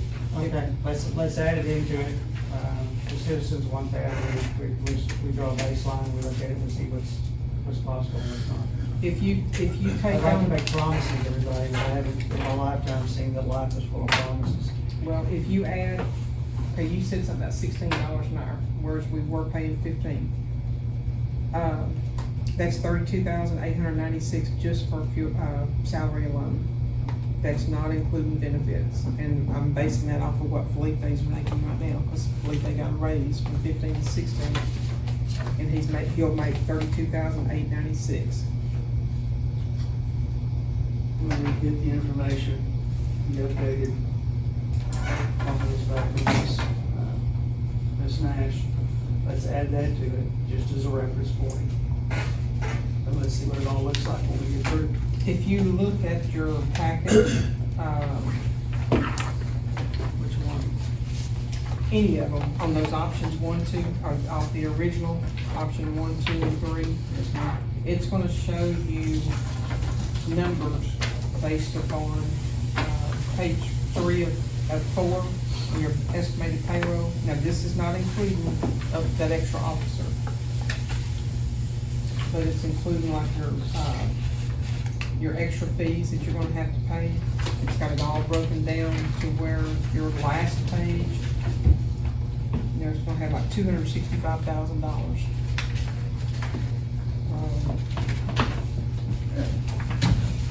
It's got your estimated payroll identified. You're at where you are right now with 1, 2, 3, 4, 5, 6, 7 employees for, on the general side, that's at $403,000. Turn in, water and sewer. There's $175,000. Or you can look at it on the top of page 1, you're roughly looking at $403,000 for your salary as you are right now. That's with, no raises. I'm sorry, that's including 2%. And your original without any, your original pay rate right now without any raises is $382,467. If you gave a 2% rate increase to the individuals identified, that's going to jump that up to $392, which is a $9,776 increase, but does not include benefits.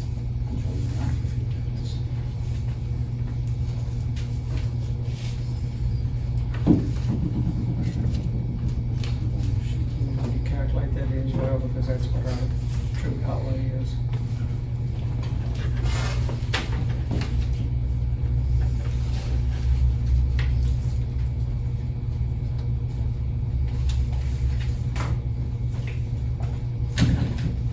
I mean, to really be able to be fair, in my opinion, to be fair on trying to calculate true numbers, we kind of need to know what we want. You know, you want to give a 2% increase for select individuals, you want to do 3 or 4%, or you wanting to give anybody a raise? To be able, and then that's including an additional policeman. I think there are key people that we're going to lose if we don't give them some more money. Well, I agree, but I know there's 5 people on this list that we agreed to that wouldn't get a raise. When we hired one of them, well, Shane's already said he was gonna opt out. Gatlin, we just hired him and we told him he wouldn't be getting a raise. TJ, we hired him for $20 an hour and we basically told him he probably wouldn't get a raise at the end of the year. Monica Sampson won't get a raise, and Jamie, we just hired her at $15 an hour, and she had to wait at least 6 months for an evaluation or whatever, and we told her she probably wouldn't get a raise that much. So, I mean, there's 5 individuals that, you know, and 4 of them on that list that I can see on the original option weren't scheduled to get a raise anyway. So, I mean, you've already knocked those individuals off, so if Shane opts out, you're only saving 2% off of that. You know, I'm still saying, I don't like the 2% option. You know, I'm also saying that our people didn't get a raise last year per se. So, rate of inflation, anything else, you gotta, I'm like you gotta give them something, or if not, bye, you know, and I just I'm don't not know. thinking about giving the 6 employees a 2% raise. I'm thinking about varying that rate depending on the employee. Oh, And that's why, I mean, I can vary that, whatever, but I have to have something to kind of go by to give y'all some true numbers to look at. And that's why I broke it down to 2%, 3% on everybody or whatever. You know, just for example, Jerry being part-time worker, 2% raise for him is 24 cents. That boy works his butt off. He does. He does. At one time, the school district proposed a raise like that, it was just like 3% across the board, and from the top employee to the low employee at the school district, it's a lot worse than in the city. For like the highest employee, it was thousands and thousands of dollars, and for the lowest employee, it was nothing. In my opinion, that's a flaw with giving standard 2% raise, you know? A dollar amount, Yeah, and there's a small enough number here that everyone knows them, it's easy to consider them on a one-by-one basis, I suppose. So pick out the names and give me a rate. well, and it's strictly my opinion, number one, I don't think we need to have anybody working that makes under $15 an hour. And the reason I tell you that is because they go to McDonald's and get a job for $15 an hour. Exactly. Well, and that was one of the things, that's one of the reasons why why Shane was saying he would rather give his people a raise, because Paul is out there busting his rear as well, and even with the 2% as calculated, only takes him up 30-something cents. And when you hire a person, even though Jamie's got a degree in court, you know, criminal justice, you know, we paid a little bit more for that, but we wanted to have some background. We've got to get people skilled that we hope that can stay, you know. Well, my And question Paul, I is- think, would stay, but Paul has been offered more money than what we would even offer him with the raise. Still wants to stay here? The last you heard?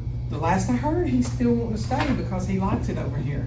Okay. But he's got 2 people that have offered him jobs. I'm not surprised. So we really need to keep It's it. that work ethic that he has and his attitude to get things done. Yeah.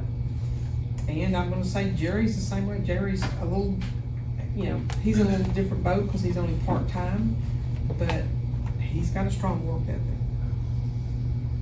Well, I can't, I mean, just, 4% to those guys? I'm just throwing it out. We need to keep good employees. Just finding them is very difficult.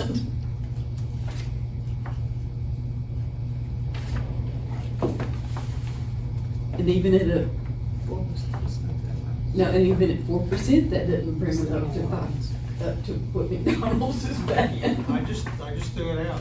well, you're not gonna get, I don't think there's not any way you're gonna raise a part-time employee to $15 an hour, I don't think. Not doing that, they're just. But not. even at 5%, you're on your option 3, Yep, you're only at $14.89 for Paul. yeah, And you've got an office person that's making that, yeah. so. And sitting in an air-conditioned building. So and what would it not take pumping you their to? blood. $14.89 would be 5%. I'll take you to an even 15. I think that would be fair. I would think that would probably be right, because like I say, if you can go to McDonald's and get a job for $15 an hour, nothing you And can what do. if Jerry, what do you want to do with him? You don't need to raise him to $15 an hour. And correct me if I'm wrong, did Shane not say he was happy? I mean, he's okay, there's some things trying to get him, is that right, get him some certifications or qualifications or something, and he's been kind of on the fence for that? Is that my understanding? You talking about Paul or Jerry? Sure. There's some things that Shane would like to see Jerry step up on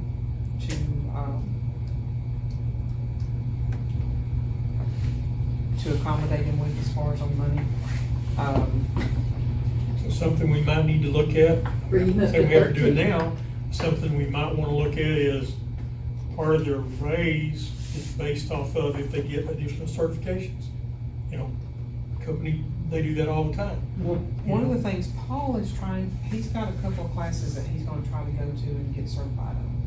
And I think that that's, you know, I think that's gonna be beneficial for us to keep him here and stuff, but again, when he gets certified, he's gonna be more marketable. Well, I understand. But we, just because he's gonna be more marketable, we can't give him $18, $19 No, an hour right no. now. You know, again, it would be nice to be able to give 5 and 6% to everybody and stuff, but where's that money gonna come from? That's the problem. That cherry tree we got out there. Tree that's, That's why we can't. you know, cause we've got everything, and that's what I've struggled with. I've run so many different scenarios on numbers and everything going up.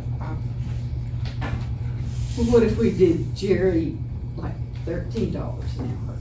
I think if you even did Jerry to, $12.50, $12.50, you'd be happy. 26 cents? no, that's 50 cents. 50 cents. He's making 12. Okay.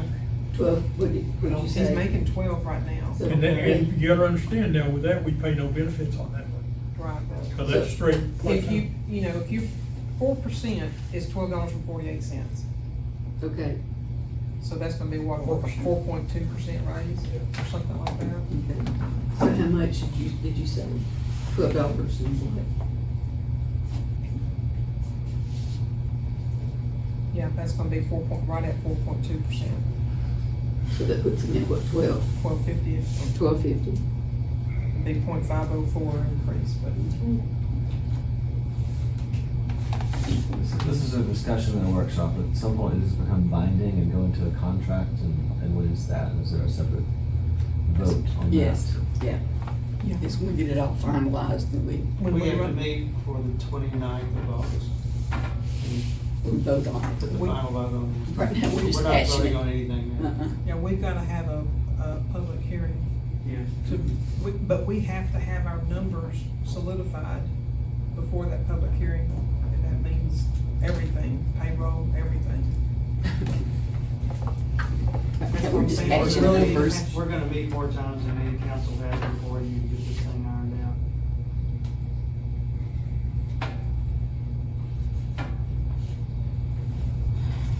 So give me some more numbers. Who else?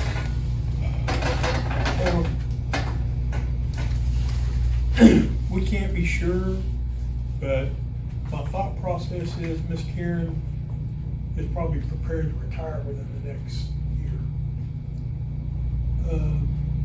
That doesn't mean they'll give her a raise, please don't misunderstand me.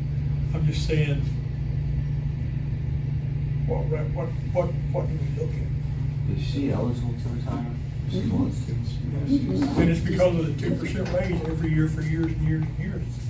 You know, that's what's happened all along the way. And I'm not begrudging anybody that happened, that's the way they lined it out, but that's why some of it were in the situation we're in, you know? So, I don't know. She didn't get a raise last year, because nobody did. I'd say just throw the 2% in there just because. Huh? Just throw the 2% in there just because. That's what I would think, yeah, I could be wrong. Public hearing. Yes.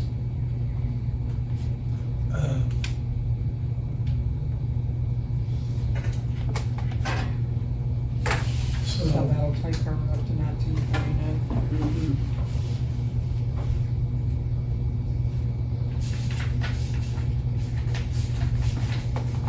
And Jamie needs to be at her 6 month, we'll look at her again. I don't mean this wrong, but I think we hired Jamie in to be pretty top dollar, for what we're doing right now. Okay, so she's good. If she takes on Miss Karen's job, which is one of the stipulations that was discussed on that rate that we paid her,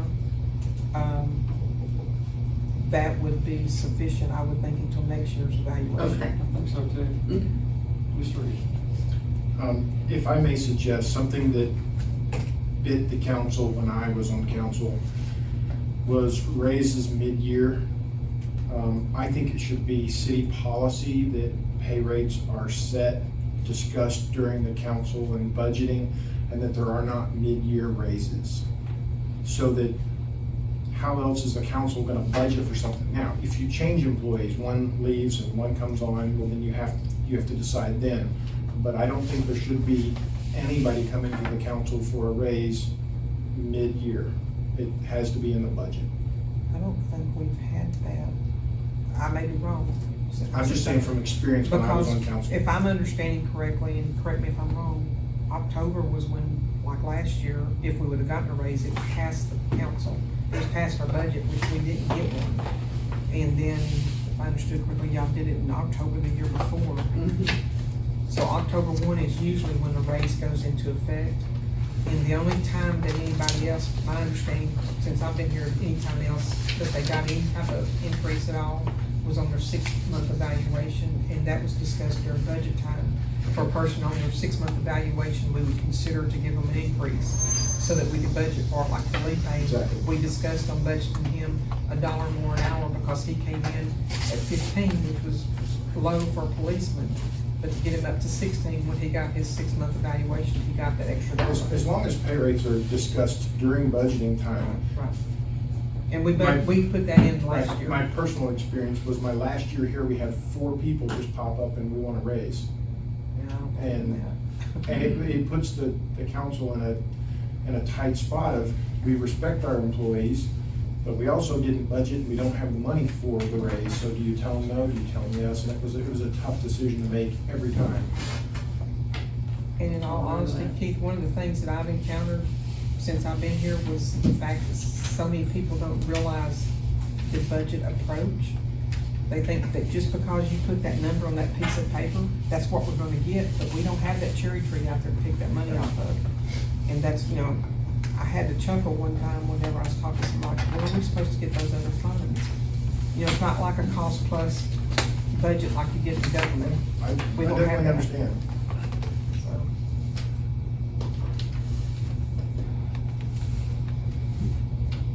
So what do y'all agree on Paul 15?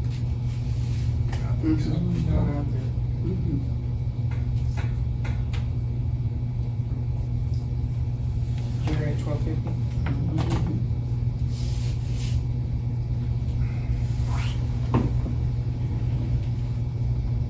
Karen at 1949? 1949, that'll give her the 2%. Oh, I thought we said 1987. Well, 2% is 1949. Yeah, I thought we said 4%. I could be wrong. Did y'all say 4%? No, we Karen? said 2.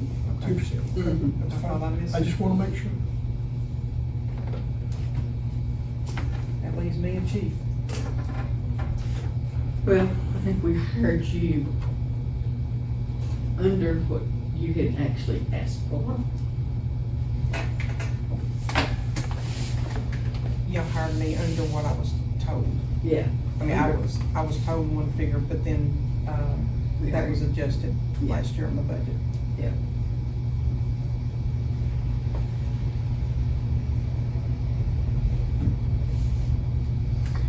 Well, you accounted for everyone else but these two, right? So if you ran the numbers with those, it'd be easier to look at, probably.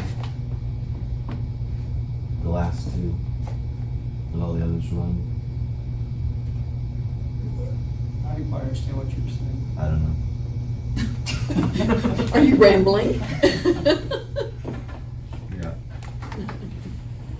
Well, I know for a fact, Chief and I have talked, and I know for a fact that policemen in other places, I have been called here asking me what we paid our police chief from another city, about 6 or 8 months ago, because they were looking at paying a policeman, a police chief. And I gave them the figure that we were paying. And, also knowing that some other areas for police chief, they are paying significantly more. I do not know if there's a difference on responsibilities in that respect. I guess what I was saying, you can look at this chart, and it was simple, it was $9,800. And it's good to evaluate them individually more, but now, where are you at? I don't know. I would suggest, again, this is just the sake of looking at a model, to see where these figures finally fall to. I would just choose a percentage, tack it on there, let's look at it. There's no guarantees that any of this stuff will hold.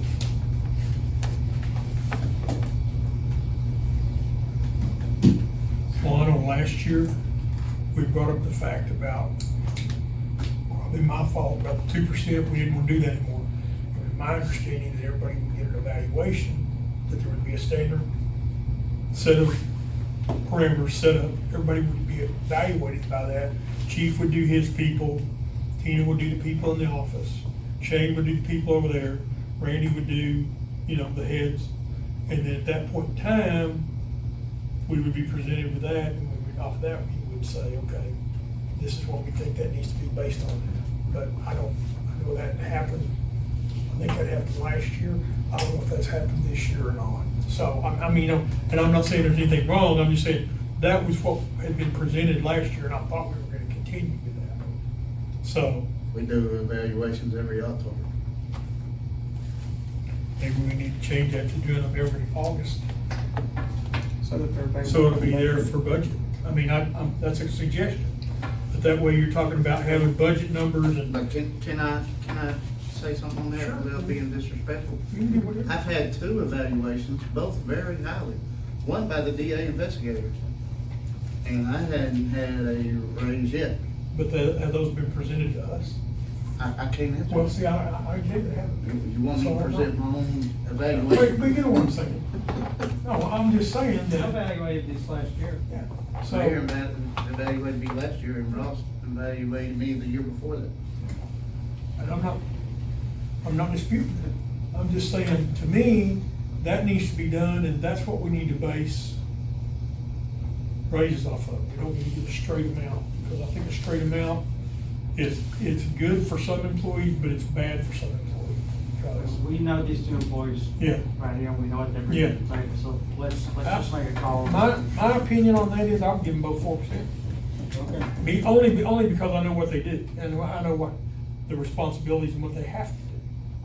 And in the same respect, I've told everybody before, I wish we could pay them all $25 an hour. But we're not at that point, and we just, until we get to that point, which I hope we get to that point, then I don't know what else to do. But, I know if I was a police officer, I wouldn't want to be putting my life on the line for $15 an hour. That's just me, not with the current state of affairs. But I'm only speaking for myself. And I know that a lot of times when we hire new officers, we get young ones who are just coming out of the academy and so on and so forth. So they understand that's why they're salaried. But my suggestion would be give them both 4%. You gotta remember, we gotta figure in that other employee that Stephen's gonna ask for. So, And that would be how much? If I'm not mistaken, I think I'm budgeted already this year for a $15 position. Well, that was prior to, No, this was from last year when everybody got cut, but I had 1 left over. but I think. But I chose not to fill that to save money. yes, And I believe I went to y'all and told y'all, hey, I'm gonna save this, don't cut it. I just need to save the money. we did cut it, but we're looking at cash flow right now, we're having to give it a very, I wanna keep the best people that we can and compensate them as well as we can, absolutely, but I can't write checks for money I don't have. No, I understand that, man. I was just confirming. No, you've done a tremendous job, Chief, So absolutely. what's 4% on chief? Oh, I'm sorry.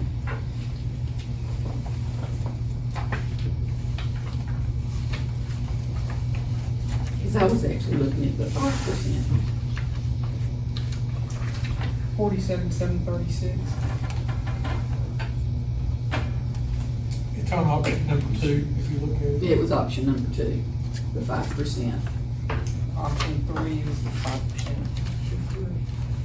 Oh, yeah, it was, yeah, sorry. My mistake.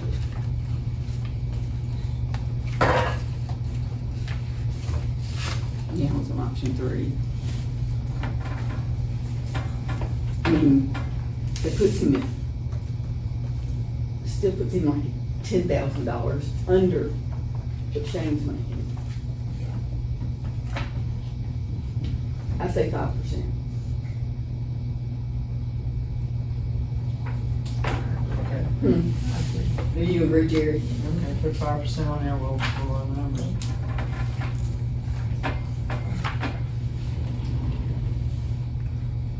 I mean, it's Is all, that for both people? huh? Is that for both people? I blanket it that way. Yep, Okay, whatever, I'm just asking a question. we're running numbers, That's is what fine, we're go doing. ahead. That's all we're doing. But like I said, it puts him at 10 grand under Shane, and I'm sorry. But that, well, I'm gonna say that was something that prior should have never happened. We don't give raises based on longevity. This is not a union shop. No, it's not. This is, abilities and performance and duties and. If y'all give me a second, I'll see if I can. So what are we gonna base the rate of pay for a new officer at? 16, 15, what? What you said it was? 60. 16. The idea was to get a young recruit right out of the academy, so we need somebody good at bad habits. Like I say, they're not, but it's logical. So, first question that's gonna come up from some of the individuals in the town are, if we hire another police officer, are we gonna have 24-hour coverage? That's the first question they're gonna ask, you know that, just based off Mr. Poole being here and some other people in town. I don't know, so we have to address that issue of how we get there. I don't know how that happens. Chief gave us a scenario, would just be have like, what, 3 hours we wouldn't have? Yes, ma'am. Yeah, From 4 to 7. yeah. Can I ask a question though, Chief? Mm-hmm. In all due respect to Felipe, if we hire somebody brand new at $16 an hour and we hire Felipe in at $15. He's good with it. I spoke with him already. Okay, because, well, of course, he's gonna tell you that. But Tina, let me tell you in that same respect. I mean, what are we gonna do in 6 months? I We're know. gonna give him 1650 or 17? I know. I mean, I understand it's a PD. But no, but let me explain something to you. I worked for a company and I'm just throwing it out there. Chief. I had, and in fact, I worked as an internal auditor at the time. And my salary at that point in time was $83,000, right? And I'd done it for 6 years. And they hired somebody straight out of school. They didn't give me a raise 1 year because they didn't give anybody raises. Right. In that same year, they brought a young pup out of college, had no experience at all, and gave him $95,000. Oh, You I can't know. do anything Happens all about the that. time. That's I know, just, I they understand call that. it market value. So I don't know how you. You were- That's why Yeah. people leave jobs. You deal with it, go on, or you go on down the road. That's why people leave jobs. That's what happens So that when they you can get go for old. that dollar at the next place because they can't get it where I'm they're not at for disagreeing. I'm longevity. just telling you, that's a scenario you can't do anything about. If Okay. you're a worker, you only have two options. You accept it and try to do better next year, or you go Just somewhere not else. offer the dollar raise when in the 6 months. Well, I don't know how you're gonna get that. You won't get that. You won't get a, if they don't get a raise now, they won't get one in 6 months. What you say? Go ahead. She has a computer here. This budget is produced through a spreadsheet. What would be wrong with having that spreadsheet give real-time numbers so that when you put in, because I see she's typing the whole time, when you put in the numbers, you get the bottom line at the end, so you're working with real numbers real time. So when you can say, we're in a 10,000 deficit or a 30,000 deficit, or we got 10,000 to spend, what are we gonna adjust over here? Right. Because you want it to be zero at the end of the day. Well, I was trying to do that, but my computer went off. I couldn't get it back up until just now. That's why I'm running numbers. We have opportunities for improvement over here to engage some of the technology we've got. It's hard for you guys, I know it was hard when I sat there, it's hard for you guys to, it's great to say, okay, we'll cut this by, 2% and add 3% here and this. But unless you can see what the total, the very bottom line under that double bar, Yes. you gotta know what that means. Because Okay. if it comes up with a plus number, you gotta cut somewhere. Just based upon what was discussed now on payroll alone, that's not including an additional officer. It's based upon what we already had in the system. Paul would get a 5.8% increase, which would be $15 an hour. Jerry would get a 4.2%, which would take him to $12.50. if Chief got a 5%, that would take him 48,195. If Karen got a 2%, that would take her 1949. If I got a 5%, that would take me to 47,250. With that being said, that's gonna be a $12,761.58 increase on salaries alone. That's not going to, I mean, of course, the insurance and everything's gonna be the same, that you gotta calculate in.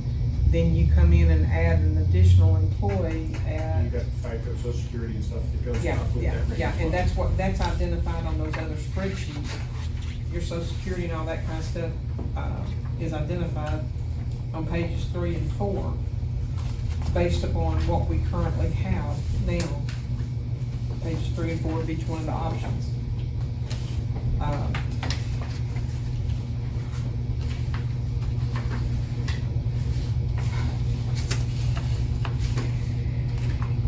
If, let me look and see if this is calculated out correctly. That should,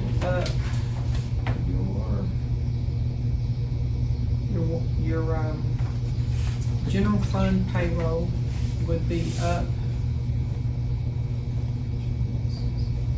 to $406,398.78. Your water and sewer payroll would be up to $175,333.78.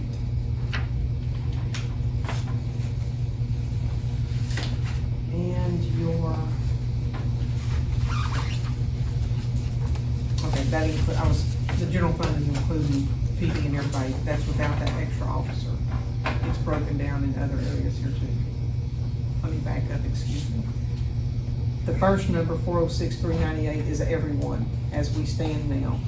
Then it breaks it down to the water and sewer costs and the police costs and the administrative costs.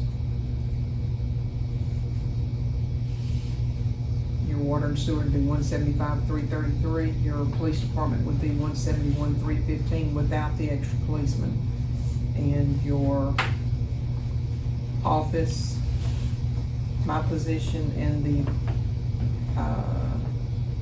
part-time public works will be at 59,750. Based upon 1,000 hours for the public works. So basically, if you had the extra officer, you're gonna be at 200,000. Yeah.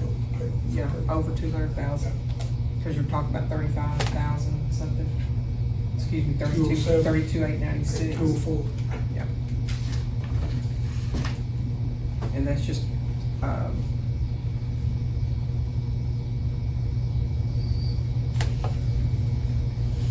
yeah, 204, 211. Just payroll alone. That's no benefits. Calculating those in.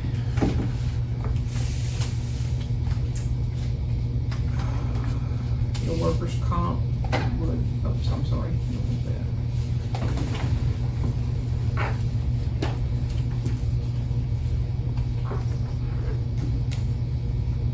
Your medical, dental, and life insurance, now this is inclusive this is at the new rate.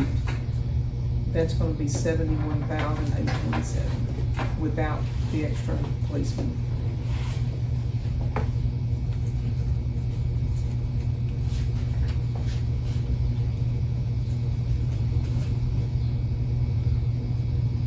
That's a lot of money on these options.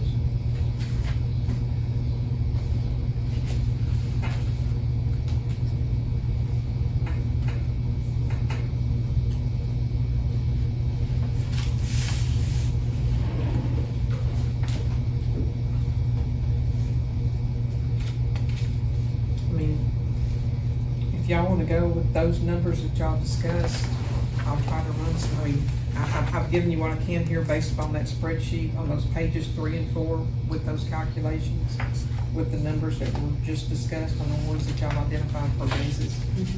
And those are the numbers that'll be calculated.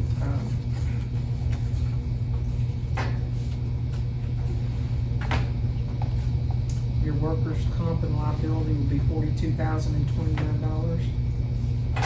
Said your medical will be 71,827. Your retirement expense.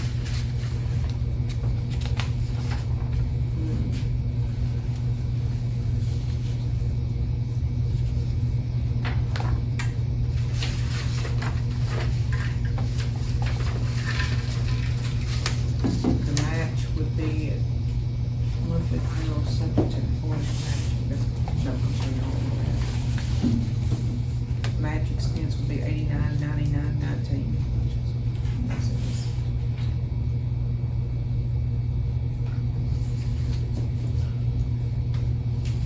So when we use to run these numbers, look at our projected income and see what the bottom line is on. The changes in the that's all. And just like we discussed from last week, I know Keith and I talked about it, but just on general fund last week, you know, we had some of our values that we decreased on the revenue because of the, we're not getting as much on the escrow accounts, excuse me. I don't know what it's called, but anyway, we're not getting as much money coming in on those. We were a little bit inflated, so we reduced some of those down, but yet we increased some of our expenses based on our increase. So,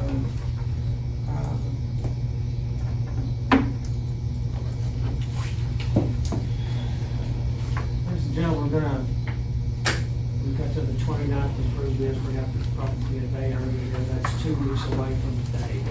I have deadlines. You have to have a What is the public hearing deadline before for that? We need to schedule, What is our, Thursday night, we need to schedule our meeting for the public hearing. We have to have these numbers in, we have to have, let's see here. By September the 18th is the last day to publish notice of budget hearing. So, that's, I made contact with today's Chris, 15th, that's Thursday. told him to stay away Right, from you said it's 70. So if he comes anywhere near you. Oh, excuse me. It is Because I told right. him, Yeah, we have to have all that done if you before keep then, but we following have, this, or if you approach him, well, you have to have, you've gotta have 30 days in between. he's gonna file harassment charges on Make sure I you. tell you. We got a job to do, we're gonna do it. Alright. But I'll do a report. You gotta on have your everything budget. That took place today, so if you want a copy of this all. Alright. And then, I sent you my book, second. Yeah, I still need your statements, I'll put it on my report, and I'll document it when I make contact with Chris today. Told him, the deputy was my witness. alright, thank you. I think 29th, that's a good target date for us to have stuff finished. We really need to have it. We're gonna fall back to the 29th, but we're gonna have to have it finished by then. So when y'all wanna have another, but, I mean, I put this on the agenda for Thursday night, cause we've got a somewhat short Thursday night's council meeting. Yeah. So, if we wanted to have whatever, we've only got like 6 or 7 items on the agenda for Thursday. If we wanted to go over any more of these numbers. Okay, that's fine. And then we're gonna be looking at probably next Thursday again of next week. Continue to hammer this out. Is that okay with everybody? Monday or next Monday. Auction, isn't it? Next Monday, yeah, next Monday, Thursday. So next Monday, okay, of course, everybody, we've got the council meeting Thursday night.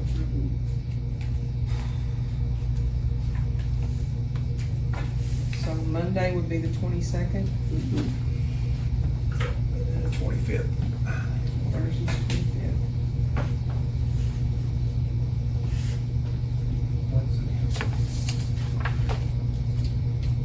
What time's on Monday?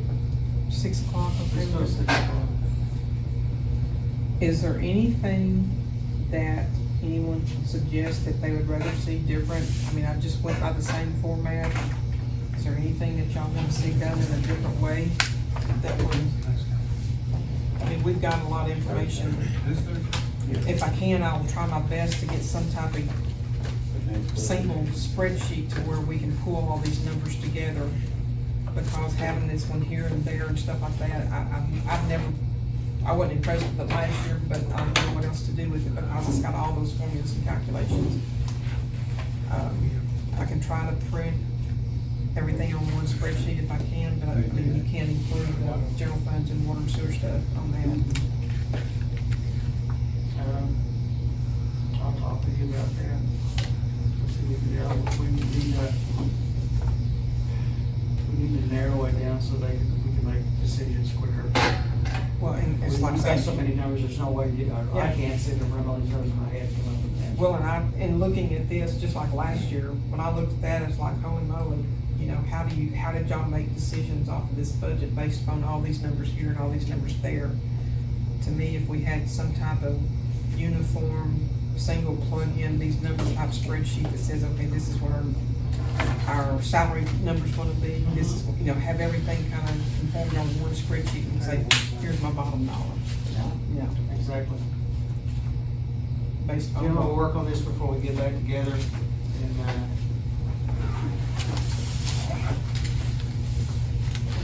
come to a good decision. And then we do wanna go ahead and include an additional officer at $16. Yes, but that is the model, let's just do it. If it doesn't work, we'll delete it out. Thank you all for coming. Do I hear a motion to adjourn? We adjourn. Second. All in favor, say aye.